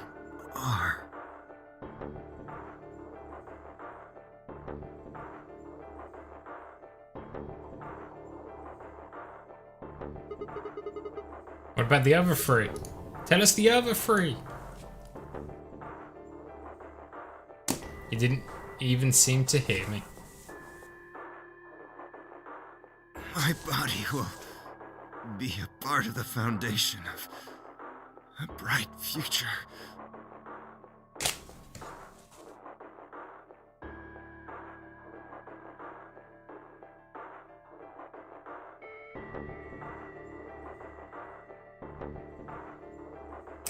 You're assuming it was cyanide. It couldn't have been cyanide. It might have not been cyanide. It might have been like future space cyanide. His voice was weak and more foam was dribbling out of his mouth. Such a beautiful world. I'll just die already, Dio. May brother live in everlasting glory. Just need the code for bomb number 2 now. Those were the last words Dio spoke. He died with a strange, happy smile. And then we all blew up. They only gave us the password for one of the bombs. This is bad. What are we gonna do? Well, you're all gonna die and I'm gonna jump to a different timeline. How much time have we got? 25 minutes. Are you sure? Yes. When he told us the time, I checked my bracelet. It said exactly 30 minutes. You mean the bombs are gonna go off the same time the next set of doors opens? Yes. The time on your bracelet is the time we have left. Well, shit. 25 minutes. This isn't good. I was hoping that we might be able to escape through the white doors, but... It takes 5 minutes for the primary door to open and close. So... Yes, I know. There's no way we can get through them before the explosion happens. Well, there's no point just standing around. We should start looking. We need 3 things. The password input device. the remaining 2 bombs. Right. We also need passwords for all the bombs other than number 3. You mean other than number 2? Exactly. Maybe Dia has a note or something? Hold on, let me check. She knelt down and quickly checked his pockets and sleeves and then sat back on her heels, frustrated. Damn, he's clean. You look pale. Then we'll just have to hope we find it somewhere. Tenmyoji, can you go tell Luna what's happened? Right, I'm on it. Good. The rest of you, let's move out. We can do this. Let's go.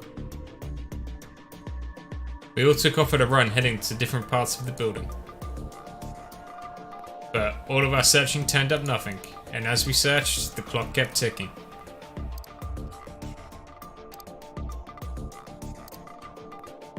This is it, guys. Then at last the chromatic doors opened, and we all died.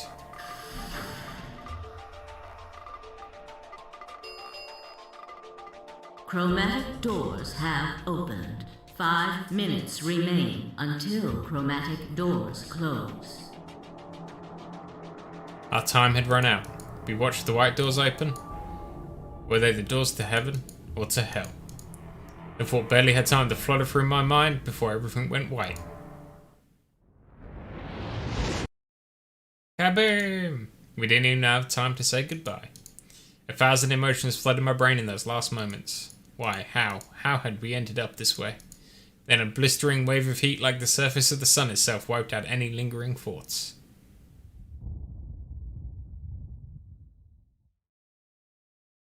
This is why you don't have annihilation engines, guys. Anyway, my consciousness slipped away into the bottomless pit of darkness. Neither heaven nor hell, only the void. I think that was Alice's end. I think we got Alice's end.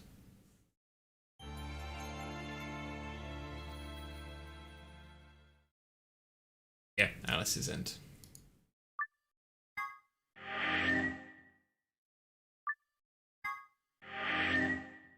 Only 4 more endings to go.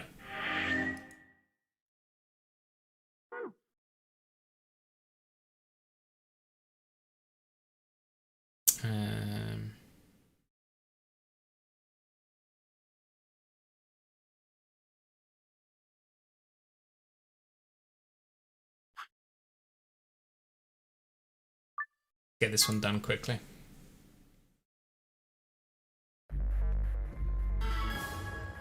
We're gonna die, guys. Let's do this. Let's get it over with.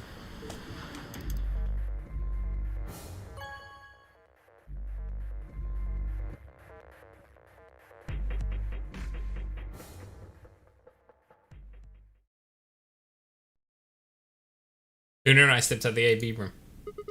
Alright, let's go have a look at the results. Results from round 2. Please direct your attention. Everyone to betrayed but results us. screen. Let's go.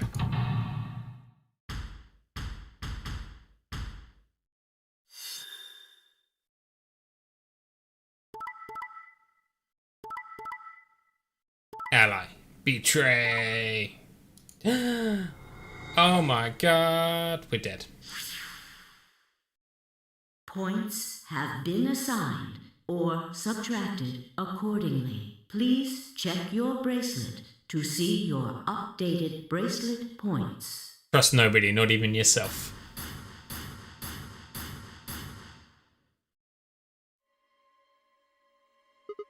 What? It wasn't possible. I blinked, rubbed my eyes and looked again. No, that's not possible. How can Alice votes be betray? Question I would never know the answer to. There was a sharp, quick pain in my wrist, barely even noticeable. I couldn't feel anything flowing into my veins, but I knew it was there. First would be the anesthetic. I blinked and my vision started to blur. When I tried to think, it felt like my mind had been stuffed with cotton. My legs began to wobble and they gave out entirely as I crumpled to the floor. Sigma! I'm pretty sure. Sigma! Hang on! Oh no! Sigma! Get up! Sigma! Sigma! No, Sigma! Why? Imagine being Deafy and thinking to trust Deafy even for a moment. my eyelids felt like they'd been made of lead, blah blah blah. I'm pretty sure this is all pretty generic. I noticed that the door to the second AB room was open. No one had gone into that room. I watched them all.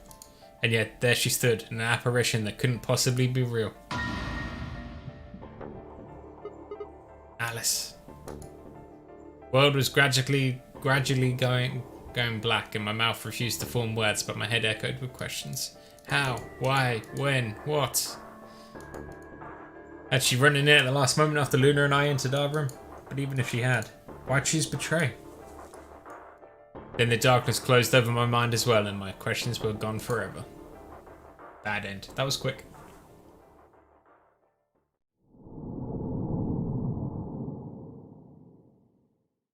Nice easy game over there.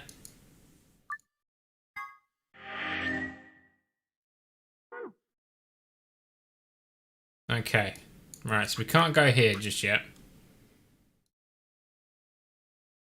I'm thinking we go here.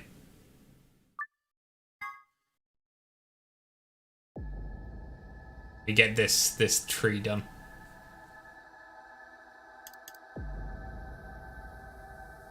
Suddenly the world shifted. For just an instant, I saw somewhere else entirely. My mind reeled, and then just as I'd begun to adjust, it was gone, as if nothing had happened.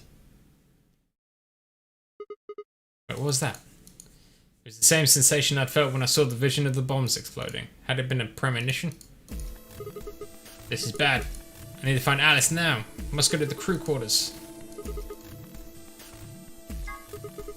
What about the crew quarters? Yeah, let's go. I set off at a dead run.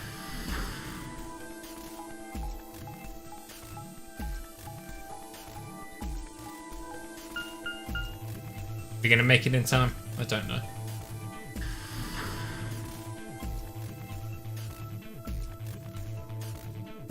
Hey Deafy, guess what? Dio's alive again. The moment I entered the crew hall, where I made straight for the door to the number 2 room. Alice should be in here. Let's go. I swallowed and threw open the door. Don't do it, Alice. Alice. So you were here.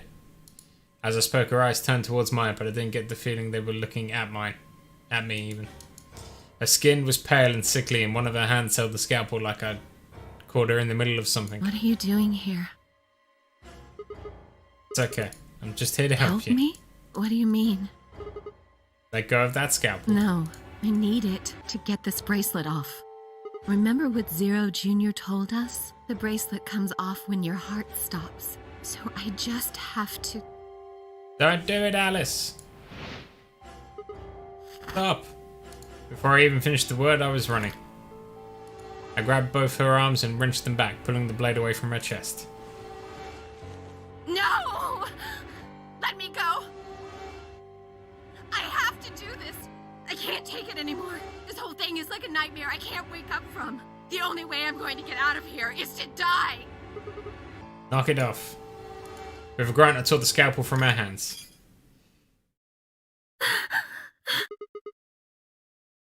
It was a second before I felt a burning pain in my left hand.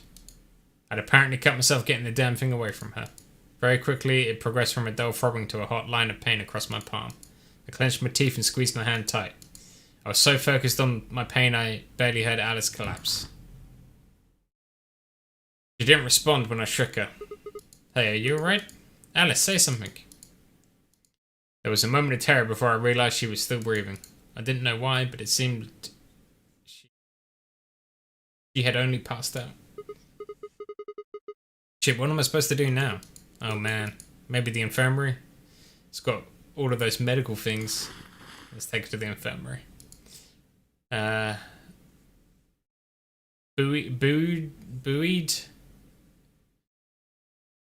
by adrenaline, I hefted Alice's body and took off towards the infirmary.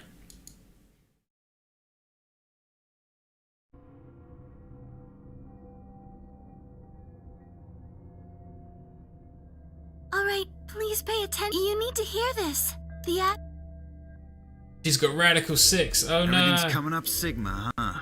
What a lucky, lucky man you are. Shut up, Dio. You two are going to be playing against Clover. If she doesn't vote, then she'll default to Ally. That means if she stays here, the two of you are going to be sitting pretty. Especially you, Sigma. After all, you've got 6 BP right now. Are you saying I'm going to choose Betray? If you do, you'll get what you need to escape. Which is exactly why I love Betray. You bastard. There's no way I'd do that. That's so. Yeah, it is so. For one, I'm not the only one making this decision. Luna's my partner and she'll be in the AB room with me. You really think she's just going to stand by and let me do something like that? Back me up here, Luna. Well, Actually, I was planning to let you make the decision. God damn it, Luna. See? Told you. You can lie to us if you want, but you can't lie to yourself. Shut up, Dio. If I might make a suggestion, what if Sigma and Luna both remained here? One of us has to vote. Should all three of you abstain, then you would all be guaranteed to ally, correct? Doesn't work like that. Why not? Here, take a look at this. I pulled a scrap of paper we found out of my pocket. Huh? What's this? Found it when we went to the archives. There wasn't anything like this in the pantry. Nothing in the garden either.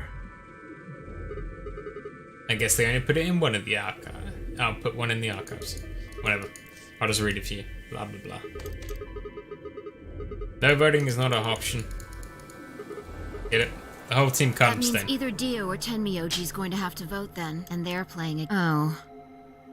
I guess playing against is a little generous. So Alice is guaranteed to vote ally, which means that if Dio picks Betray... Knock it off. You trying to get back at me for what I said earlier? No, because every time you fucking vote Dio, you choose Betray. No way am I gonna choose Betray. You do know her BP's at 1, right? You do know that you don't care, right? What do you think would happen to her if I did that? Anyone whose BP drops to 0 gets penalized, just like when you break the rules. I wouldn't put it past you. What? Cool it, boys. Don't worry. I'm gonna be in that room, too. You're not gonna be able to do anything, Tenchi. I'd planned to stay here with Quark, just to make sure he was safe. But it doesn't look like I'm gonna have that luxury. I can't trust Dio to make a decision for all three of us. I'm not sure. I think he does vote ally once, but I don't know. That means we're gonna be sharing a room, bucko. I've got my eye on you. Happy now, Sigma? I think one time he has to stay outside of the room, so like he doesn't actually go in to vote. Yeah, thanks, that's really... Exactly. Oh man, everybody's against me. Because you're a bastard, Dio. Stop being a terrible human being and people won't be against you. Whatever shall I do? Lie, cheat, and swindle like you always do. Can't be too careful. I wouldn't want to see Alice killed by an unfortunate accident. What do you mean, accident? Oh, Tenmyoji, before we went into the CDs, you told Alice there was something you wanted to tell her. What was it? Huh? Oh, that, well, I mean, look, it wasn't important. Just forget about it. 5 minutes remain until Ambidex game polling closes. Time's running out, people. Clover and I will stay here and keep an eye on Alice and Quark. Everyone else needs to... What? You're staying too? Yeah, something does happen. Clover might need a hand.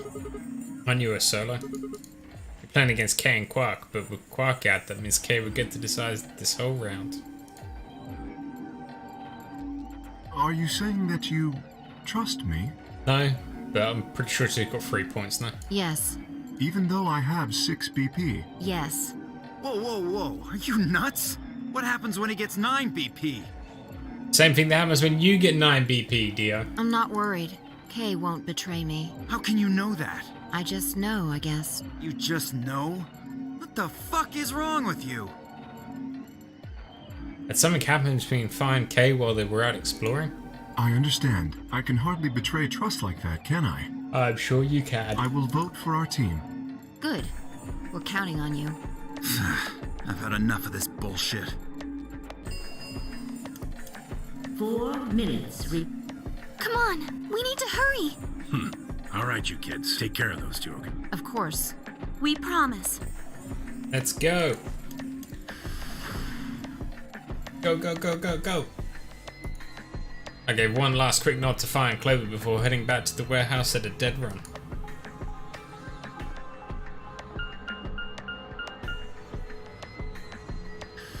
I skip yet? No.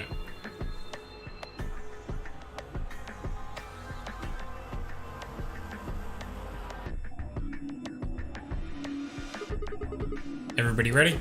I'm gonna open my AB gate. Although I guess that doesn't really matter, D already opened one earlier. Then only you and I remain. Right. Okay, let's go.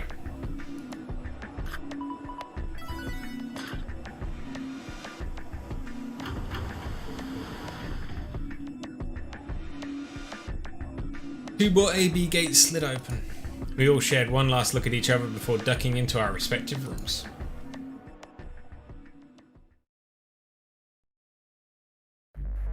We're at 6 BP, aren't we? So let's betray.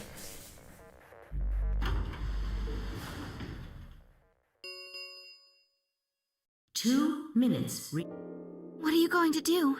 I'm going to betray. I mean, how are you going to vote? No question. If Clover isn't voting, then she defaults to ally, which means we should betray. Of course, I think so too. I'm just glad to hear you say it. Luna's face broke into a warm, happy smile, which was about to be crushed. Not to be sappy, but if it's... Yeah, okay, right, cool. Yeah, I'm pretty sure we've done this. Sigma, what's wrong with your hand? Oh yeah, I got stabbed by that scalpel. There's something white on it. What? What the hell is this? First time since I'd found Alice in the crew quarters, I looked down at my hand. Across the palm was some sort of white liquid. For a moment I thought I'd somehow touched some white paint or something similar. But the truth was far stranger. The liquid was coming from my hand.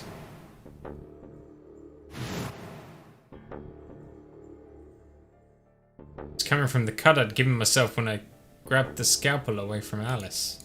But why? Where was the blood? Got a very odd sort of fear beginning to wrap its hand around my throat. Quickly, I held my palm against my chest. I shouldn't have let Luna see that. Are you alright? Yeah, it's nothing. I went to the pantry while I was looking for Alice. There was some milk and I spilled it. It sounded even stupider as I said it. Really? Yep. But... Just shut up. It's fine, alright, I'm fine, leave me alone. I regretted the words the moment they were out of my mouth, but something was wrong, very wrong, and my head was spinning. Sigma... Oh man, I'm so sorry. Just don't worry about it. 30 seconds remain until polling closes. I'm not a robot, you're a robot, Deffy. No time left, I had to vote. I turned and faced the machine. Took a few deep breaths, but the chaos in my mind refused to calm itself. Calm down, just calm down. You need to think about the AB game. Alright.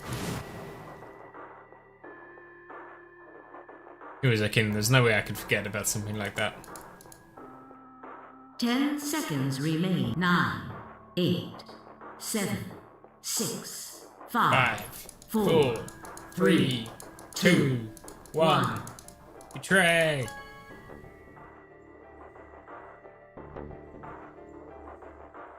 Round 2 of the Ambidex game has been completed.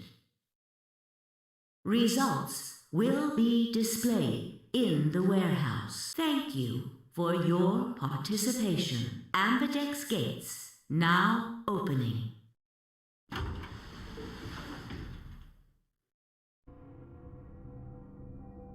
Luna and I stepped out of the AB room. I could see the others filing out of their rooms as we did.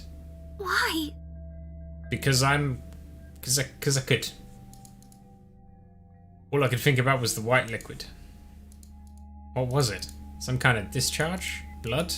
No, it couldn't be blood. Blood wasn't white, that was insane. I was lost in thought when Luna spoke. I'm going to the infirmary. Don't you want to see the results? Why? I already know what they're going to be. Her usual warm personality seemed to have gone cold. Whether it was because I'd chosen betray or because she noticed that something was wrong with my body, I couldn't say. Excuse me. And with that, she was gone. Bye, Luna. I turned back to the projection. With heavy steps, I headed towards K, Dio, and Tenchi. See the results. Let's go. How many of us are going through the door? From round 2 of the Ambidex game will now be displayed. Please direct your attention to the results screen.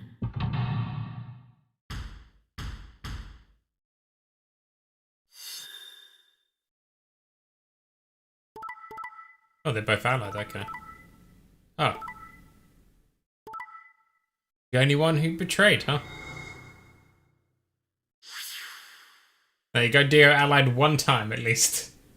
Points have been assigned or subtracted accordingly. Please check your bracelet to see your updated bracelet points.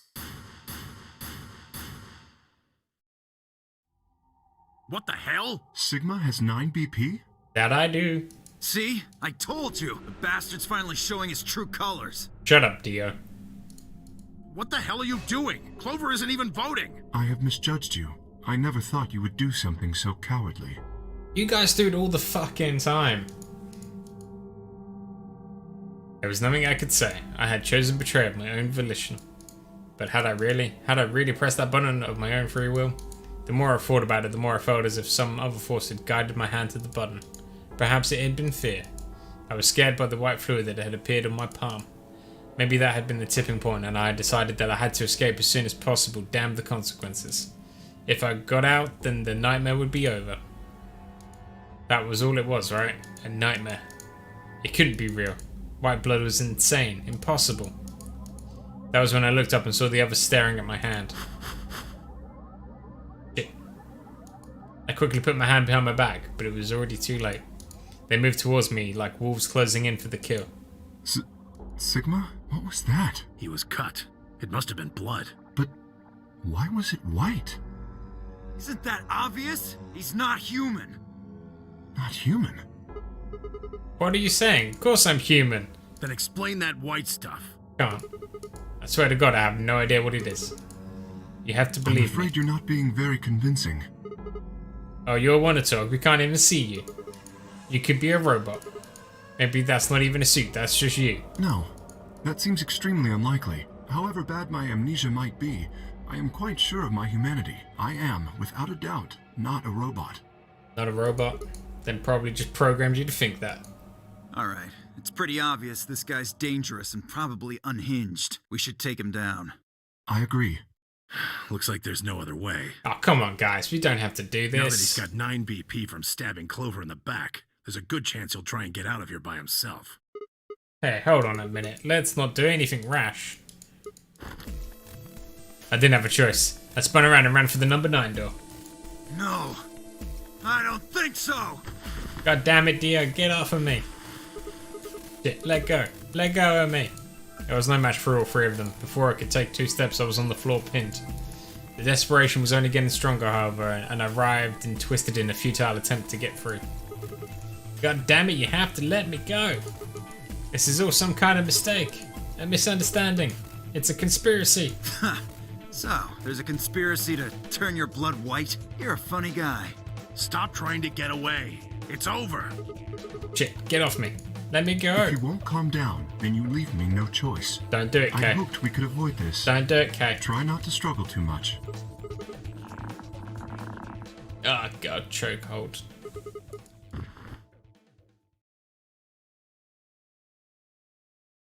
Well, the bad end. Or is this the good end? The first thing I felt when I woke up was the hard pain of a bruise all the way across my neck. Kay must have suffocated me. My head felt like it had been stuffed with cotton and I had to put out a hand to steady myself as I stood up. Where am I? Is this the infirmary? How long had I been out? My foot bumped into something and I looked down to see the injection gun. Glass labeled so poor it was attached to it, the anesthetic. After choking me, they would make sure I wasn't getting up in the near future. That meant I could have been asleep for a long time. How much BP do I have? Where is everybody? I glanced around the room.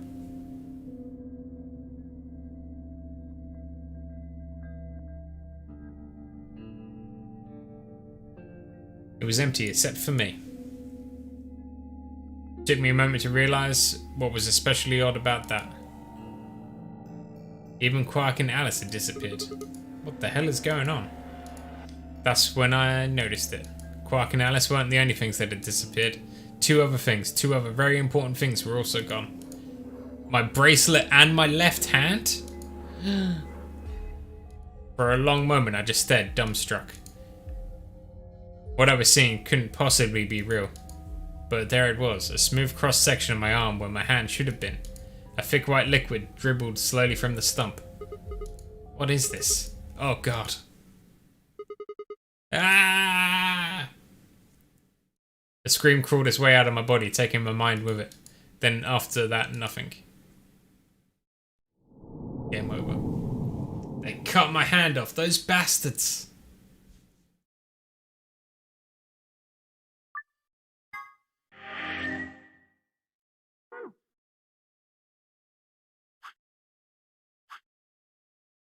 Is this the Sigma end then? That's Alice Gamer. Yes, this is the Sigma end.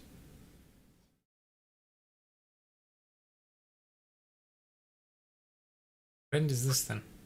Oh, that's the Phi route. Okay. Quark. Oh, this one's Quark. Okay, so this line here is Quarks.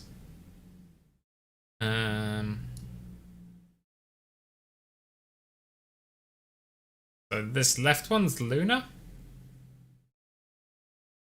That's Phi. That's Sigma. That's Alice. That's Clover. That's Quark. That's Tenchi. Dio, K, Luna? That seems right. Well, let's go back here and let's not betray now.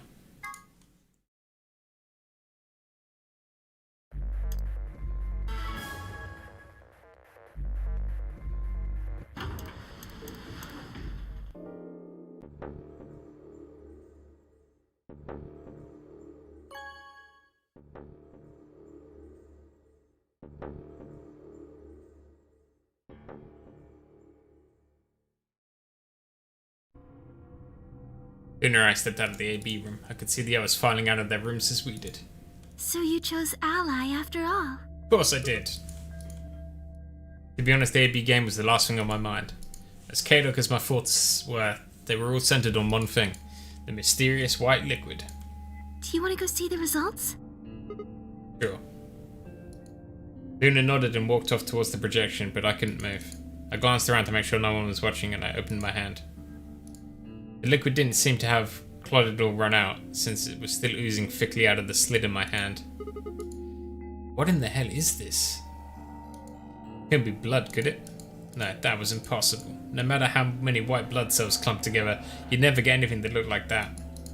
And I'd never seen my blood do this before. In 22 years of my life, I'd never seen my body bleed I'd seen my body bleed many times. Scraped knees as a kid, accidental nicks with my knife as an adult, but every single time I'd bled red, like any other human being. So why is it that this time it was white? What the hell is happening to me? Hey, Sigma, what are you doing? Get the hell over here. They're gonna show the results. Shut up, Dio. I did my best to compose myself and headed over to join the others. Results from round 2 of the Ambidex game will now be displayed. Please direct your attention to the results screen.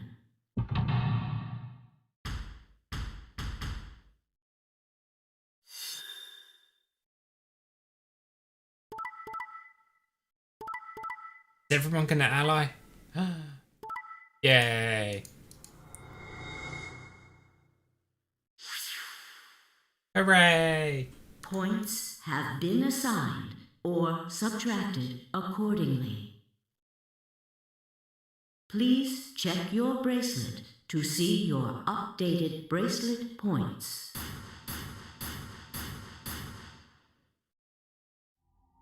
This is incredible. Look, everyone voted Ally. You did just like you promised, Kay. How could I choose Betray after what Phi said to me? Tenmyoji and Dio voted Ally too. Of course. If we hadn't, Alice would have died. Yeah, well, that's about it, I guess. Shut up, Dio. We should thank the both of you as well.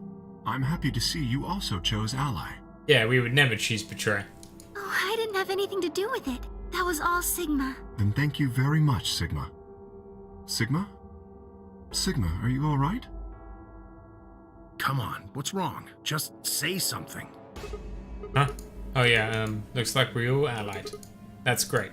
Sigma, What the hell's wrong with you? Yeah, you've been acting a little out of it ever since we came out of the AB rooms. What happened? You make it past at Luna and get shot down? Yep, that's exactly what happened. Hey man, it was a joke. You remember what that is? A joke? You're a joke, Dio. You're in pretty bad shape, huh? Before Dio could continue, the heavy metal rumble of the door shutting echoed through the warehouse.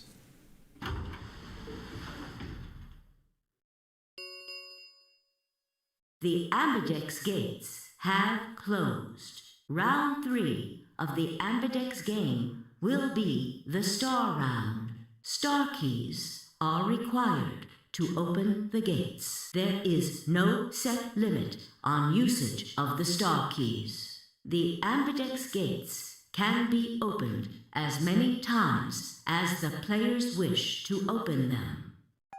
We can open the gates as many times as we want to? Then that means... We can play the AB game as many times as we like, right? Hey, Zero Jr. said something about this, didn't he? As soon as the gates close, your colors get all shuffled up automatically. The pair and solo assignments hop around a bit too. Yeah, right. Sorry to be a pain, but could you all show me your bracelets? I want to see what all your colors and assignments are. Everyone nodded and held their arms out. I stared at them, terrified to follow suit, but certain that refusing would only draw more suspicion. So I held my arm out, hand tightened into a white-knuckled fist to hide the cut. When their eyes landed on my hand, my heart skipped a beat. Huh, so Dio and Kay are a yellow pair. Luna and I are both pairs, but our colors are different. Right. You're a cyan, and I'm magenta. That makes Sigma the only solo, huh? A red solo. So what are the 4 we left in the infirmary? Luna and I are pairs, so 2 of them are our partners. That means the other 2 are solos. Although, I guess we don't know what colors they are. They're probably green and blue. Why's that? Didn't you see them? There are a bunch of white doors in the Floor B warehouse.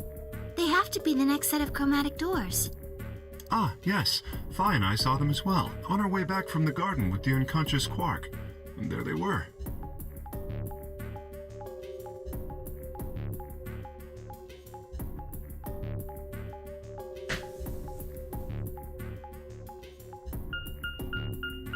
Each one had a box just like the doors on floor A.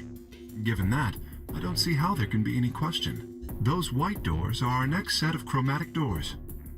I think that our bracelet combinations will have to add up to white in order to open the secondary doors. The pairs are cyan, magenta, and yellow. You see? Yeah. If we need to make white, then the other 3 colors would have to be red, green, and blue. Right.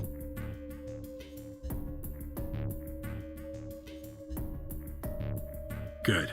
Now that we've got that figured out, I'm heading back to the infirmary for a bit. I want to check up on Quark and Alice. I shall accompany you then. Might as well go with you, I guess. No real reason to hang out here. Let's just all go to the infirmary, I guess. What will you 2 do? I need to talk to Sigma about something. Something? Her usual pleasant expression had been replaced with something much more sullen. She must have noted that there was something wrong with me. That was what she wanted to talk about. I was sure of it. Okay, fine. I managed to make my voice sound almost relaxed. Whoa, hold on. A private talk? What are you guys plotting? We're not plotting anything, I promise. It's nothing. Fine, whatever. Shut up, Dio. Get out of See it. if I care. Well, you clearly care, otherwise you wouldn't have said anything, Dio. Anyway, Dio tossed his head with a mixture of arrogance and feigned disinterest and marched out the yellow door. Tenchi and Kay quickly followed. In only moments, all 3 had disappeared.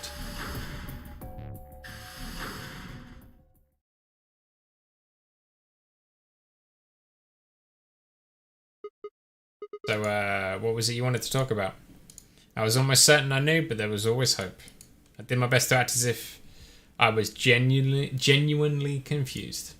Oh, I don't really like this room. Could we go somewhere else? Okay. Good. I found somewhere nice when I was looking for Alice earlier. Did the garden. As strange as her request was, I had no reason to object. I kept my mouth shut and followed Luna as she headed off.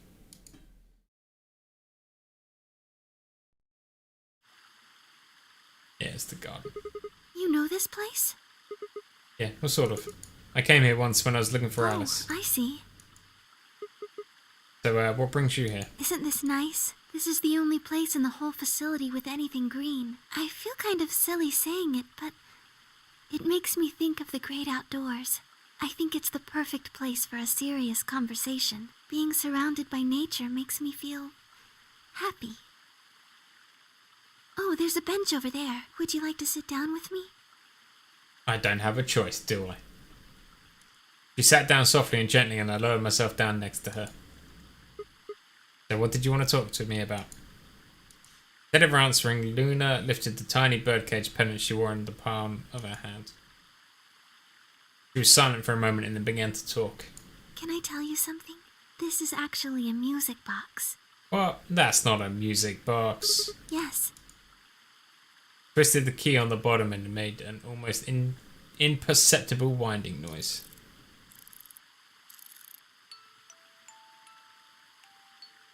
When she released it, a soft, clear notes drifted out. It's a nice song. Why'd you bring that up, though? Because I wanted you to know, I guess. I wanted you to know more about me. Maybe it's because I'm so shy, but I don't really have any friends. Or even any acquaintances, really. So I've sort of always been alone. It was really hard. I felt so lonely a lot of the time. And it hurt. It felt like I was just kind of going to collapse from the inside out. That was when I got this music box. Someone very important gave it to me. They didn't say anything, but I felt like there was an unspoken message behind it. Luna, happiness is closer than you think. Do you know Maeterlinck's The Bluebird? Nope. It starts on Christmas Eve. This brother and sister named... Can they not have T and M? Yeah, asked to find a bluebird by this old woman and they travel to the dream world.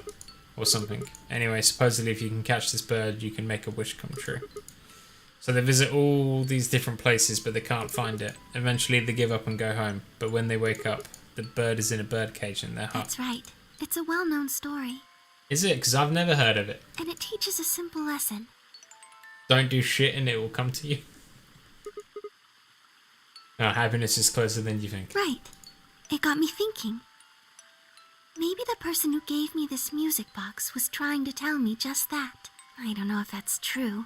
Maybe all of this is just in my head, but I really felt like that was what they'd meant.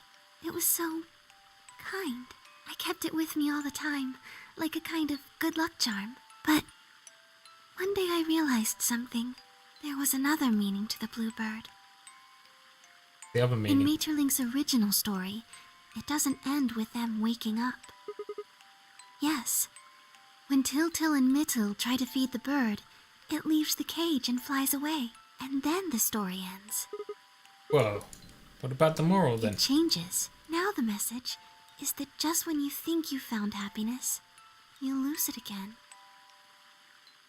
What a terrible moral. I thought about that for a while, but in the end, it didn't change how I felt. I don't know what they intended it to mean when they gave it to me, but I decided how I was going to look at it. It means that happiness is something you should always be looking for, and it's only when you're pursuing happiness that you're truly happy. I see.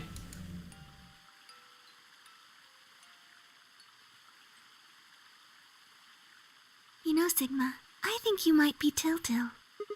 What? You know, the boy who the old lady asked to find the bluebird on Christmas Eve. What are you trying to say? Can I ask you something? No. Where did you find Alice? The crew quarters.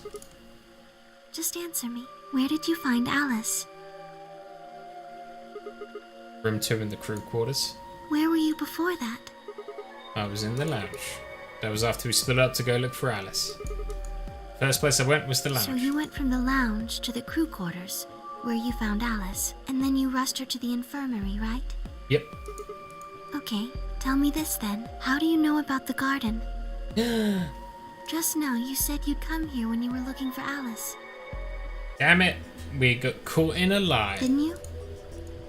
That doesn't make any sense. There wouldn't have been any time for you to visit the garden while you were looking for Alice. So tell me, Sigma, how do you know about this place? Well, didn't know what to say. I couldn't even explain it to myself. Why had I told her I knew about the garden? Why had I told her I'd been there before? Sigma, are you a robot? Have you always been here? Are we a robot, guys? What? See, it would make so much sense if you were. That would explain why you knew about the garden, and it would explain that cut on your left hand. Are we actually a robot? Did see it, huh? Yes, I've been told that robots these days have what's called artificial biological tissue, or ABT, on top of a metal skeleton. It makes them look almost exactly like a human, and ABT uses this white liquid instead of blood. God. We were the golem the whole time. For some reason, when Luna had called me a robot, it hadn't really fazed me. Maybe because it was just so out there. It didn't sound like a real possibility, it sounded more like a theory you'd get from someone in a nut house. Still. My hand was still oozing white liquid. Was I really a robot? No, that was impossible. I need to stop doing that. Questioning myself so much was giving me heart palpitations. Luna, aren't you a little scared? Scared? Why would I be scared? Well, let's say I am a robot. That means there's a pretty good chance Zero's pulling my strings. That would make me your enemy. Oh, well, even if you were, I wouldn't be scared. Why not? Maybe because you're a robot. Huh? Have you ever heard of the 3 laws of robotics? Well, if I was a robot, surely I would know the 3 laws of robotics. And if I don't know the 3 laws of robotics, I clearly can't be a robot. They were a set of rules created by the science fiction author Isaac Asimov that he used in several of his stories. Rule 1. A robot may not injure a human being or through inaction allow a human being to come to harm. Rule 2. A robot must obey any orders given to it by human beings except when such orders would conflict with the first law. And Rule 3. A robot must protect his own existence as long as such protection doesn't conflict with the first or second laws.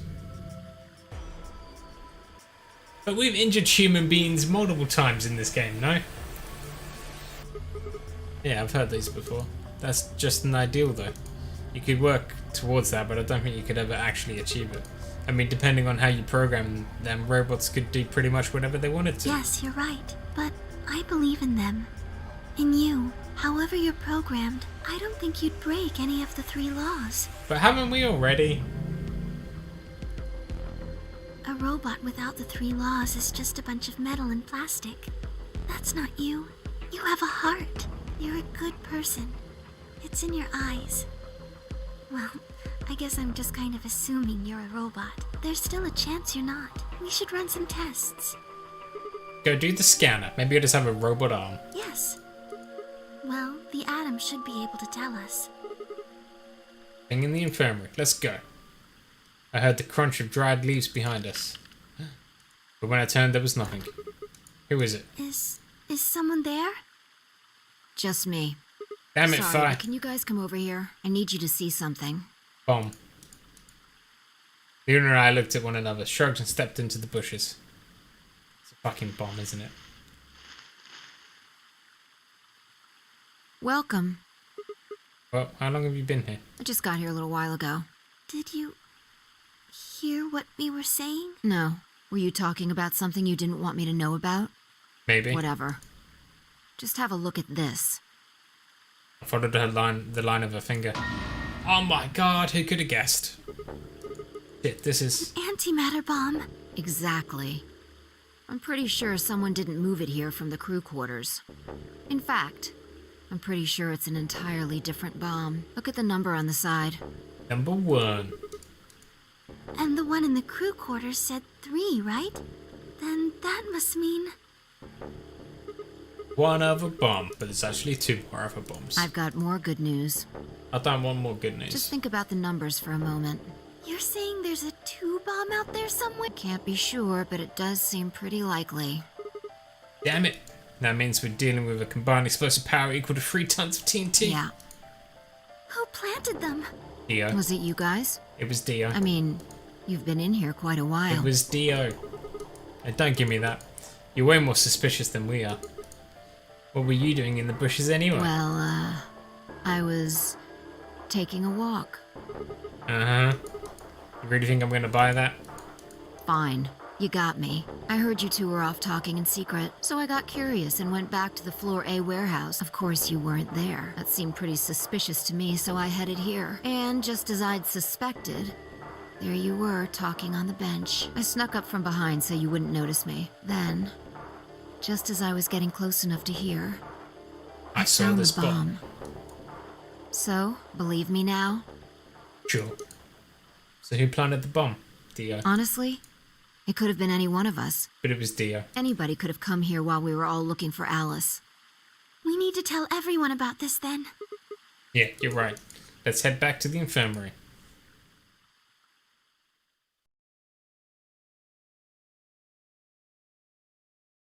Everyone else was already there when we arrived. Clover and Tenchi. Kay and Dio. And of course Alice and Quark. That last bit. You never think to look at them that they'd been completely insane not long ago. Alright everybody, listen up. We found another bomb. I told them how we found the number 1 bomb in the garden, and how, judging by the numbering of the 2 bombs we found so far, there was probably a number 2 bomb out there somewhere too. Oh, this is bad. What are we going to do? Well, I think Alice mentioned something. There should be an emergency deactivation password. If you enter that password, the device should, well, deactivate. You see it right here. There's a port. If we can find the password input device, we just connect it here. Then we can enter the password.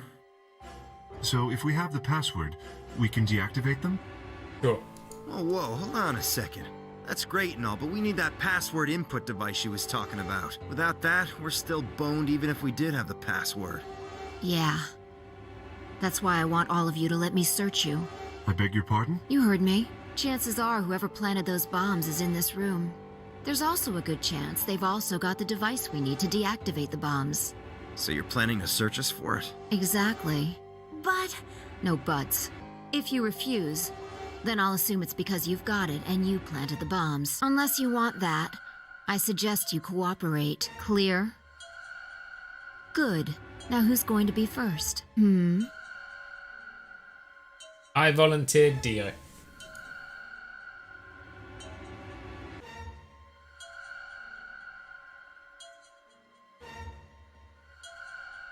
Huh? Wait.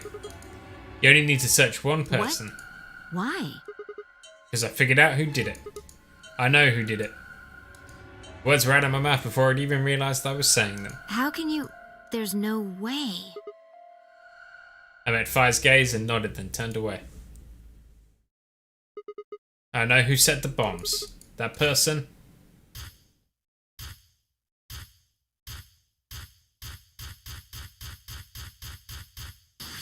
was Dio. You, Dio. Come on, what is this? Are you high? Well, we're about to find out. Sorry, Kay, but could you hold him down? Well... It's on him, I promise. Knock it off, Sigma. You're doing this all backwards. So, this isn't a court. Besides, all we want to know is who set the bombs. Ugh. And why are you getting so worked up anyways? If you're innocent, then a search will show that and I'll look like an idiot. Nice try, but that's some bullshit totalitarian logic. I don't think so. What are you even basing this on? How do you know I set the bombs? Just spit it Because- out. I know about the Myrmidons. The Mirmo... What? The Myrmidons. I beg your pardon? no. How do you know Yes. that, Sigma? Because Dio is the leader. And that's not all I know. I know about Free the Soul, and I know about Brother. What the hell are you talking about? I can tell you the details later. But there's no question that you were the one who set up the What the bombs. fuck do you think you are? I'm Batman. None of that has anything to do with me. I don't know who the Myrmidons are. Shut up, Left. And I don't know what Free the Soul is, and I certainly don't know anything about some old fart called Brother. How did you know who was old, Dio? Tell me, how does that foot taste? Who the Myrmidons are? I don't recall saying the Myrmidons were people. And what about brother? How would you know his age if I hadn't said anything besides his name? Wait, he's left? But that means he's a terrorist. That's why he set up the bombs, Clover. Good, I'm glad that you're on board. A terrorist? Oh dear. Left?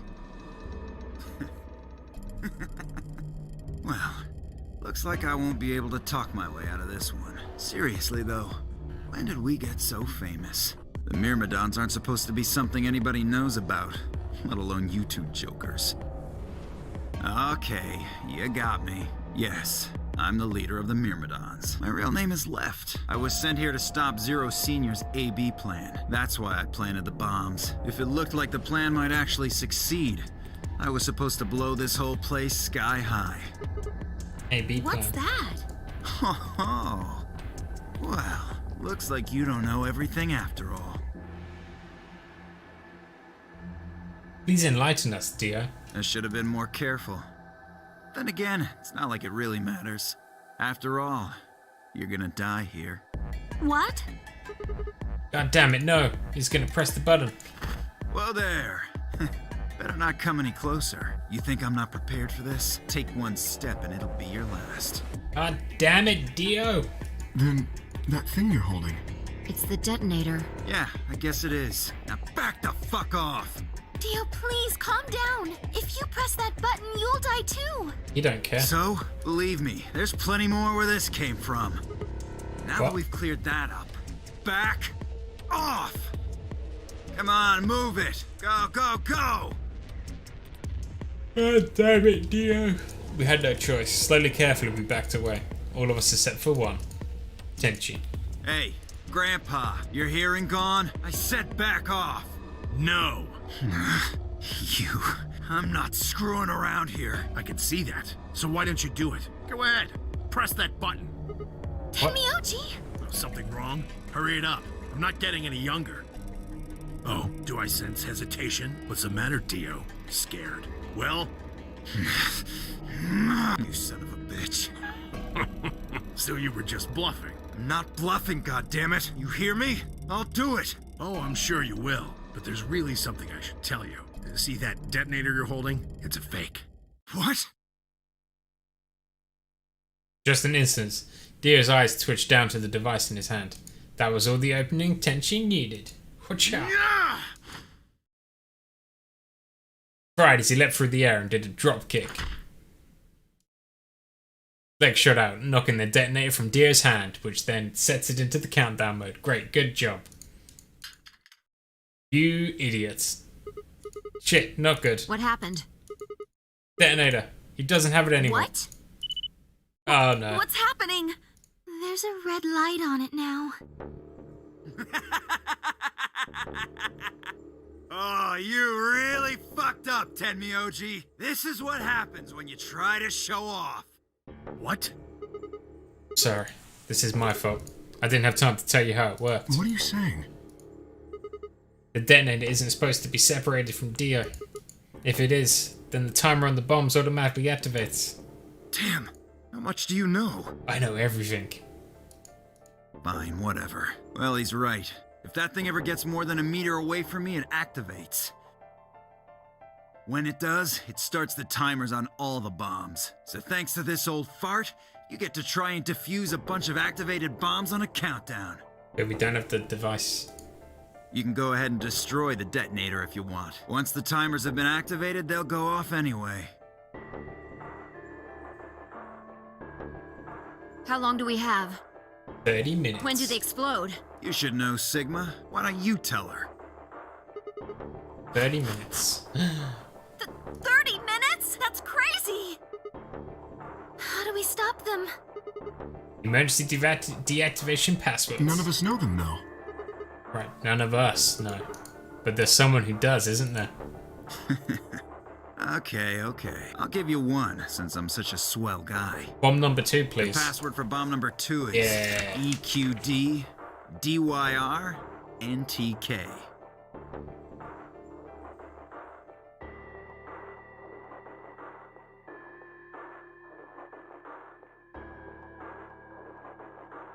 EDQ, DYR, NTK. Bomb number 2. But we haven't found that one yet. Oh? Oh. That's a shame. Well, my mistake. Must have slipped my mind. Well, there's nothing you could do anyway. You don't have the input device. Really, it'll be much easier if you all just give up. We should just give up, guys. We should go to a different timeline. Where's the input device? Gosh, I wonder. Where did you put the number 2 bomb? Shoot, you know, I just can't remember. Damn it, Dio. How are we meant to save the world if you're going to be like this every time? You son of a bitch. Anyway, I think it's time for me to be moving on. Moving on. To where? What, I have to explain everything? To the next world, of course. No, wait. Don't take the pill. I threw myself towards Dio and wrapped my hand around his wrist, slamming it on the floor. He struggled, but I put all my weight on it and kept his arm pinned. Shit! Let go of me, goddammit! Get off of me! Let me go! He continued to struggle, but I wasn't going to let him go. I shifted my weight to free one of my hands and started trying to pry his open. Hey! Hey! I'm not fucking around, alright? Let go of my goddamn arm! By then, the others had run over and piled onto Dio along with me. Even then, he refused to stop. With increasing desperation, he tried to get the hand I had grabbed into his mouth. We don't have a choice. Luna, go get the Soparil. No, if we put him to sleep, we can't get what we need out You of him. think I don't know that? What other choice do we have? Every minute we spend wrestling this prick is a minute we don't have to deal with those bombs. We don't have time for this. What are you doing, Luna? Go! Right.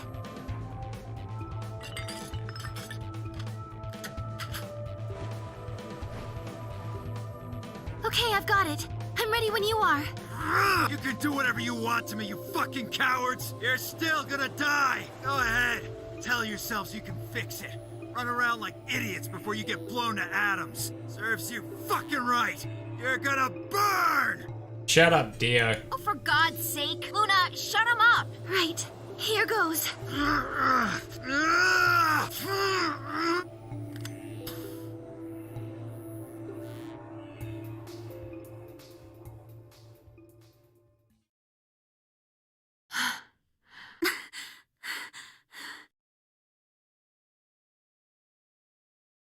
As they began to climb off him, I finally pried Dio's hand open. There it was, just like I expected. Small, unassuming capsule. I didn't know what was in it, but it was undoubtedly some kind of poison. I stumbled towards the sink and tossed it into the drain. How much time do we have? About 20 minutes or so, I think. Well, we're doomed. And how much time until the white doors open? 20 minutes. So, what do we do? We make peace. Put in those passwords and stop the We bombs. searched Dio, but he doesn't have anything that might be the input device. Well, only one thing to do then. And that is? Split up and find it. Unless any of you have any other suggestions. We get scanned first. A dismal silence filled the room. Even though no one spoke, I could see despair on everyone's face. All right. No point sitting around. Until those things actually go off, we've still got a chance. Sigma, you come with me. We're going to have to go look at the number 3 bomb, see if the timer really has started or not. All the rest of you, listen up. I want you to take Alice, Quark, and Dio to the Floor B warehouse. What? Why there? Just listen. Worst case scenario. We'll open the white doors and go through them to wherever they go. Maybe we'll get lucky. Understood. We will take them to the Floor B warehouse. Once we've done so, we will begin to search for the input device in the number 2 bomb. Good. Okay, we don't have much time left. Now get moving. Let's go. Sigma, you're with me. I turned without waiting and headed for the door. Before I could blink, she was gone. I gave everyone else in the infirmary a quick thumbs up and a shaky smile, then hurried after her.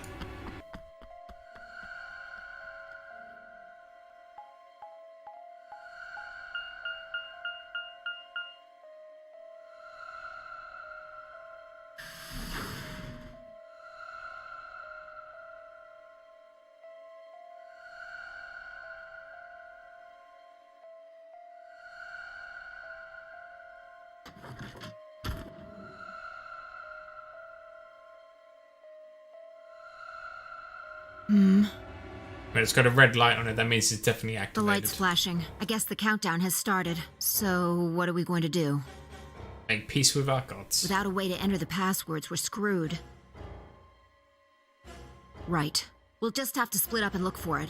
I'll look around here. You go check somewhere else. Okie dokie. If we get to T-minus 5 minutes, then we'll meet back in the Floor B warehouse. Got it? Got it. I wasn't sure what to say. If we hadn't found it by then, was there really any point in meeting up again? What's with that look? Don't worry. We'll figure it out, I promise. You know what they say. Swimsuits never quit. That's a saying? Well, no, that's not a thing. It doesn't make any sense. Besides, why the hell are you cracking jokes right now? I'm just, trying to show you that life is still worth living. After all, if you quit now, there goes any possibility of you ever seeing me in a swimsuit. Oh, I see. All right. Looks like we're on the same page. They get moving. We don't have time to stand around. Be careful. Let's go. I checked the time on my bracelet as I headed out of the crew quarters and into the hallway. It wasn't good news. Damn, only 15 minutes. I needed to hurry. I broke into a run.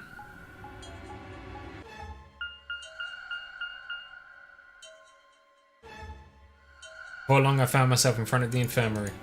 All too often, what you're looking for is right in front of you. We'd spent a lot of time in the infirmary, so it seemed kind of fitting somehow that it might have been there all along. Or maybe Dio had dropped it there recently. There was no way to know. And in any event, I had to start looking somewhere.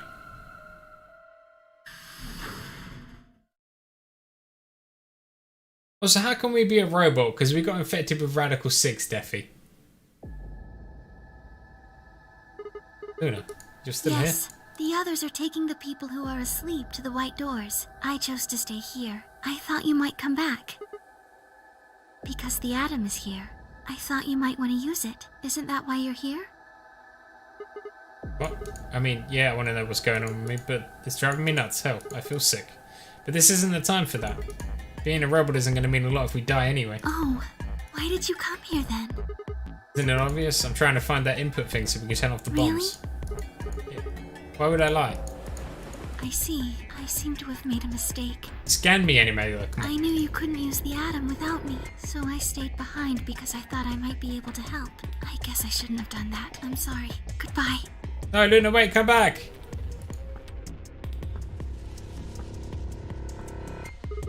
Wait, I couldn't just let her leave like that. I sighed. How long would it take? Not more than 5 minutes or so. You're only 5 Yes. minutes? Alright, let's do this. Let's do it.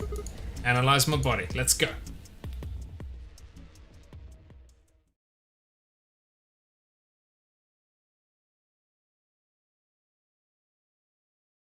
I lay down on the table. Luna picked up the atom scanner and began to run it across me slowly and methodically. In a few minutes she was finished. That's it. You can get up now. Alright, what's the damage, Doc? Screen was already starting to show my results. So, what's it say? My eyes were glued to her face, looking for any sign of what the answer might be. She studied the readout for several long seconds before replying. Well, I'm not a robot. I'm not a robot. I'm not a robot. it says you're not a robot. I'm not a robot. Told you. I told you. You're human. I've got a robot arm though, don't I? Let out a breath I hadn't realised I'd been holding. My relief didn't last long. But your body isn't entirely human. You're What? part machine. I'm a cyborg. What are you saying? Look here. The structure of the bones in your arms isn't anything close to human. They're made out of a titanium alloy. I've got robot arms. On top of that skeleton is artificial biological tissue. It's also called ABT. Your arms are cybernetic. Ah, yeah, robot arms. What does that mean? Cybernetic? It means a mechanical system that interfaces with a biological one. You see all these root-like things around the titanium bones? Those are artificial nerves. They're probably connected to your own nerves, which is how you can move your arms. I imagine they allow you to feel things through your arms too. What? No, this is ridiculous. I think replacing my arms with robot ones is something I'd remember. I think they're connected though. And I know they weren't always like this. When I was a kid, I broke my arm and they took an x-ray of it. The doctor told me I had really thick bones and that I must have done something pretty insane to break them. When the hell did this happen? Why did someone replace my arms? Anyway, we've got 5 minutes, guys. We should probably get to the doors. Wait. Okay, let's say you're right and my arms are cybernetic. Wouldn't that mean I don't have to worry about the bracelet going off? No. Unfortunately, you probably do still have to worry about that. Why? The cybernetic arms are made to function just like real arms, which means they interface with the rest of your body. They circulate blood. Which means that anything injected into them is spread to the rest of your body. The stupid design, but you're right. How'd you know I that? just do. That's not an answer. Yes, you're right, but not everything has an answer. God damn it, There Luna. are some things you just can't explain. I mean, I guess that's true. Don't you know how that feels? I guess. How did you know about the garden? How did you know that Dio planted the bombs?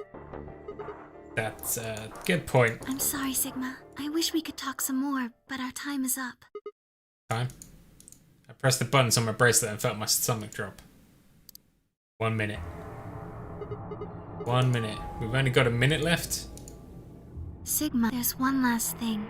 I was given very specific instructions. Oh god. Not because I was scared of what was about to happen, because I was scared of Luna. She was calm, unnaturally so, like a machine with a human face. We were about to die. How could she be so calm?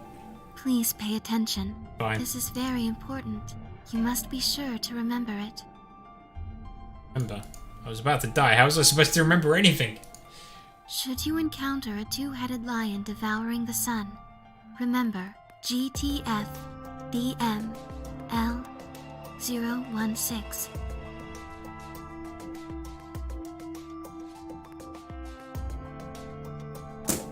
With this key, the first gate shall be open to you. There you go. I What? hope we can meet again someday. God damn it, Luna. I'll be waiting. I'll be waiting. What? Before she could answer, kaboom. GTFDM Luna. The world exploded into noise and light, and I disappeared along with it. When I came to, I was floating in a field of nothingness. Sigma end.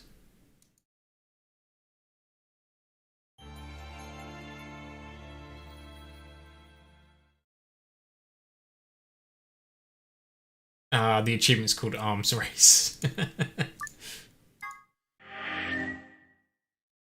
Alright, 3 left to go. We can do this.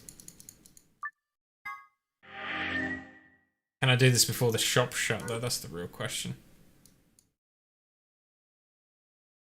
Say Fire's route for last. Endings. This is Quark, so Quark should be fairly short.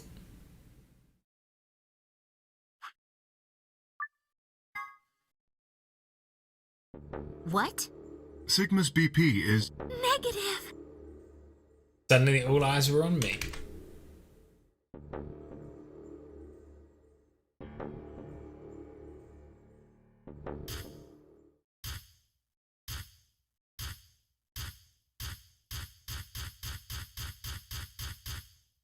Sigma, what's wrong with your hand? There's something white on it. The structure of the bones in your arms isn't anything close to human. Your arms are cybernetic. Just cut your hand off, Sigma. That's all you got to do. Hell was that? I have cybernetic arms? It was both shocking and utterly obvious. Of course my arms were artificial. Titanium alloy bones with an ABT exterior to mimic human skin. But I had no idea why. Nor did I know when my human arms, which I distinctly remember having, had been replaced. And that flash of Luna I'd seen. It was certain it had never happened, but it did. Those things hardly mattered, though. If I survived, I could worry about them later. The fact my arms were mechanical, however, that might be useful. Called up all the strength I had left and stood one more time. What are you waiting for? Why don't you open it already? What? Did I stutter? Open the number 9 door. Sigma, what are you saying? Looks like you finally gave up. Whatever. I was just about to flip the switch anyway. Then hurry up Hey, and do it. don't rush me. Okay, you've got 9 BP now, right? Yes? Well, what do you say? Want to come with? I will remain here. Why? I cannot abandon Sigma. Don't worry about me. Go. You have to get outside and call for help. But I think Dio will. If he's the only one who gets out of here, there's no hope for the rest of us. You're the only one who we can count on. I understand. Great. Glad we got that settled. Shall we go? No! Stop! I began to move, but it was already too late. Dio grabbed the lever and threw it down.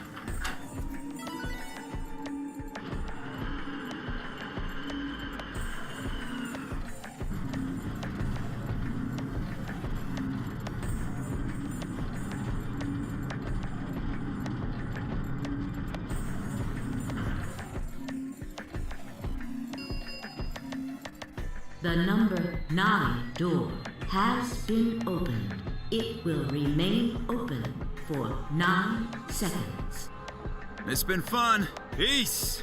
Bye, I Dio. promise to call for help and return as soon as I can. Bye, Kay. Please, do not give up hope. Yeah, I know. Just get going already.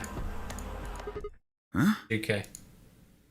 Dio turned to look at me. I crouched. Then, calling on every last bit of strength my weary bod could supply, I launched myself towards him like a coiled spring. I slammed into his legs, knocking him to the floor and wrapping my hands around his ankle before he could get back up. Hey! What are you doing, you bastard? The door's gonna close! Let go! Let go, goddammit! Let me go!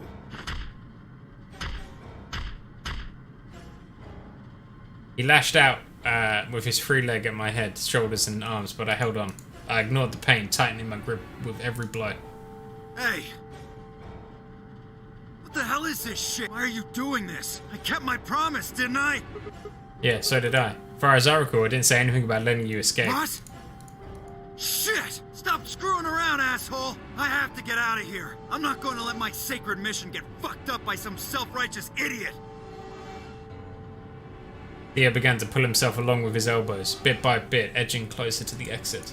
He was headed straight through the door, but the gate was already beginning to close. With only a few feet to spare before it shut, he crawled across the threshold and beyond the door. Sigma, stop! That's enough! Please, you have to let go! The door's going to shut on you if you don't let go. Heh, alright. See you later, Dio.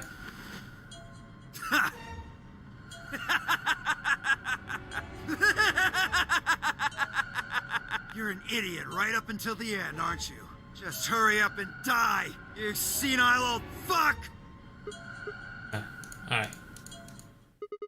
Going to live.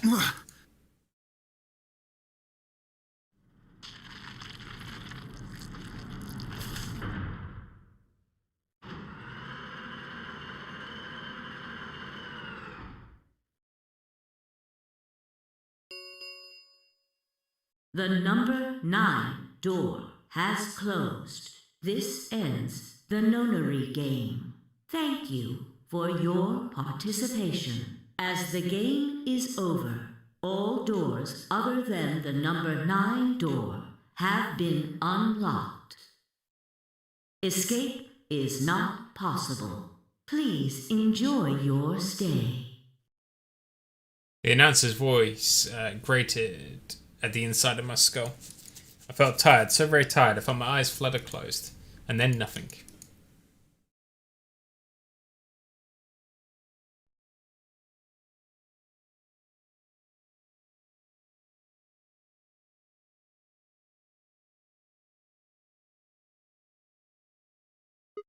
Sigma! Sigma! Finally awake, huh? Where am I? The infirmary. I rubbed my eyes and slid my legs off the bed to stand up. But But to be honest, there was an examination table, not a bed. Which meant the infirmary, huh? I guess they carried you out here after you passed out. Well, Yes. I wasn't there to see it. I was out just like you, but I was in the AB room. That bastard Kay, he punched me in the stomach. I can't believe him. He didn't want me voting, so... Whoa. And after he knocked you out, he voted betray, which brought his BP up to 9. Yes.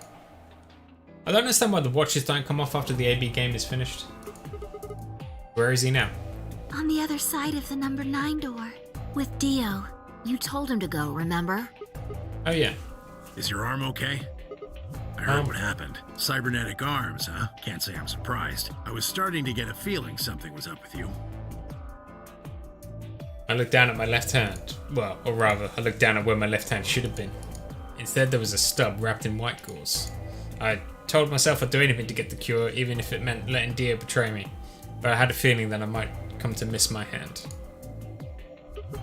Oh yeah. How's I'm Quark? right here. Hey, it's that Quark kid. Feeling better? Yep, thanks to you. You got the medicine from that jerk Dio, right? Damn right I did. Luna gave it to me, and now I'm better. Clearly I'm a hero. Thanks. You're the best, Mr. Sigma. You saved my life. I guess you gotta hand it to me. Get it? It seemed they had shared stories while I was asleep. Everyone knew now how I'd made a deal with Dio and about the journal we found it with the Latin in it. Clover and Fi seem to have done most of the talking. It was completely the opposite of what we guessed. We're not infected. The rest of the world is. That means this place isn't a quarantine facility. It's more like a shelter. Well, we don't know anything for sure yet. I thought the same thing you did, but then Sigma pointed out a couple of discrepancies. Fine, I have already got over it, but I explained what I'd noticed. But if we were in the shelter for uninfected people, why had Quark been infected? Any place designed to keep a virus like that out would have a lot of safeguards to keep anything from getting in. Had the virus really bypassed all those measures? It didn't seem likely. 2. The timing of our abductions and the pandemic's outbreak was strange. It would make sense if we'd been rescued after the disease had become widespread, but that wasn't what had happened. First, we'd been abducted, and then the pandemic had broken out. Third, we didn't know why Zero had put us in the Nonary game. If we were survivors he wanted to protect, then why try and kill us? If we were in a shelter, why wasn't it safe? Well, what about this? Maybe someone anticipated the pandemic. I don't know who. Probably Zero. Anyway, they grabbed us before the pandemic really started. Then they put us in the shelter. But then, after a while, he got bored, so he decided to have us play this game to kill time. Who on earth would make people he rescued play a game where they could die just because he was bored? Well, we don't actually know if there is poison in this bracelet.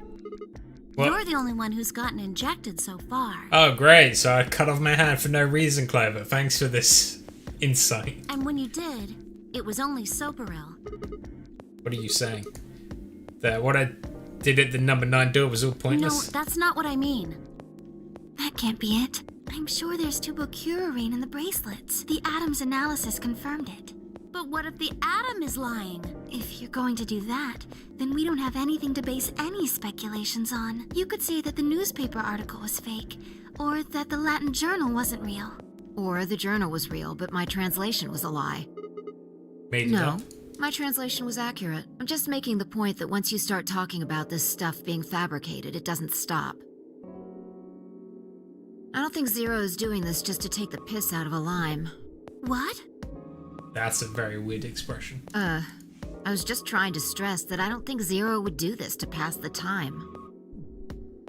How'd you make that mistake? However, I do think Clover has half a point. That Meaning? someone did anticipate this pandemic. That part seems reasonable. Well, if the virus was spread on purpose, then I could see how that might make sense. Yeah. It's not like Noah put all the animals on his ark after the flood happened. He went around before the rain started falling to gather them all up, right? Are you Right. saying that we were rescued because we're all that's left of humanity? We were brought here because someone knew there would be a pandemic that would turn us into an endangered species? Perhaps. Does that mean we're supposed to repopulate the planet? That doesn't make a lot of sense because there's only me, Quark, and Tenchi. Populate. I looked around and did a quick inventory.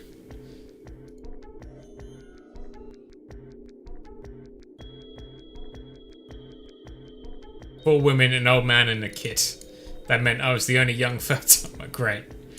Repopulation, huh? That didn't sound so bad. If that was the case, maybe there wasn't any reason to escape.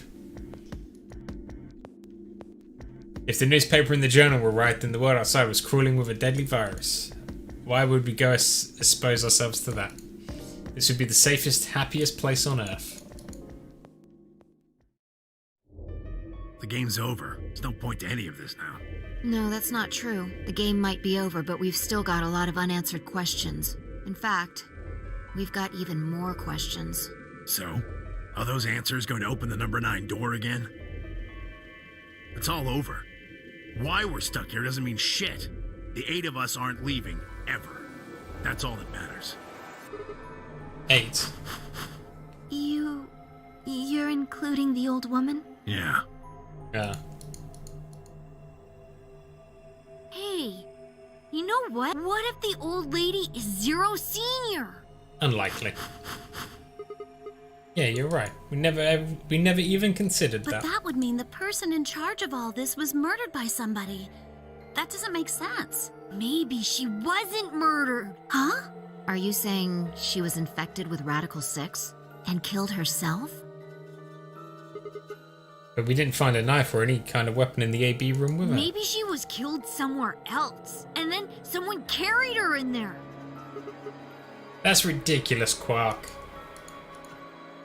Well, maybe we should go take a look at her one more time. Maybe we missed something. Sure, okay. We looked down at the body of the old woman. Fi was the first to move. Quietly and methodically, she began to examine the woman in her clothes. I just stood there.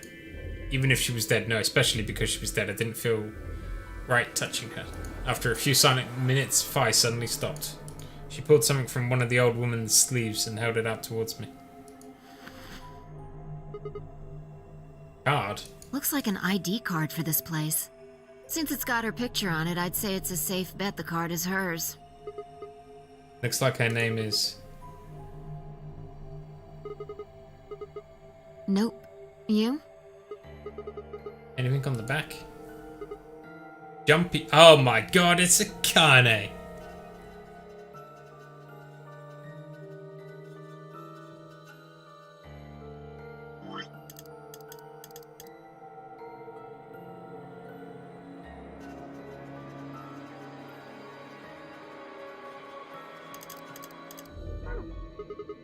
Oh, there's something written here. It says Jumpy Doll. Well, actually it says pass equals Jumpy Doll. So I'm guessing Jumpy Doll is a password of some sort. I'm pretty sure it was August, Defi. I don't know what you're talking about. What the hell does that mean? Me. Looks handwritten. She must have put it on here herself so she wouldn't forget it. Yeah. We were still looking the card over when I heard a commotion from the other part of the room. Alice, what's wrong? Alice! Oh no. What are you planning to do with that? Oh no, Alice has gone radical. Fi and I turned around and gasped. We ran to the other side of the other end of the room and skidded around the partition.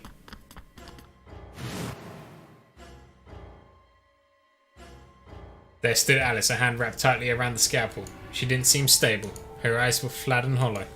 Her face was an emotionless mask. She was not well.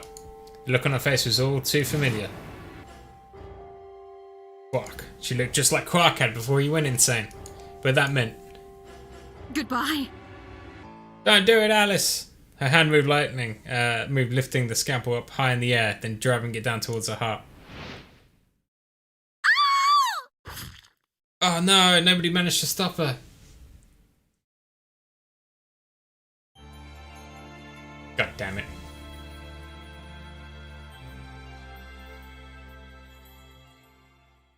That was the Quark ending? We didn't even get any exposition for Quark. What is this? fine. There's only 2 endings that remain. However, it's 2 o'clock, so I am going to take a quick half-an-hour break so I can pop to the shops before they shut, and then we'll come back. We'll go over here.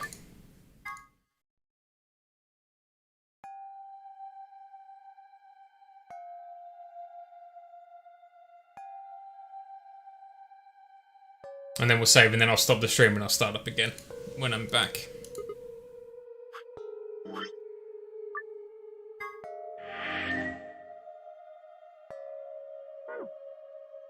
So yeah, we are going to stop for like half an hour, and then I'll be back, and then we shall finish this game off.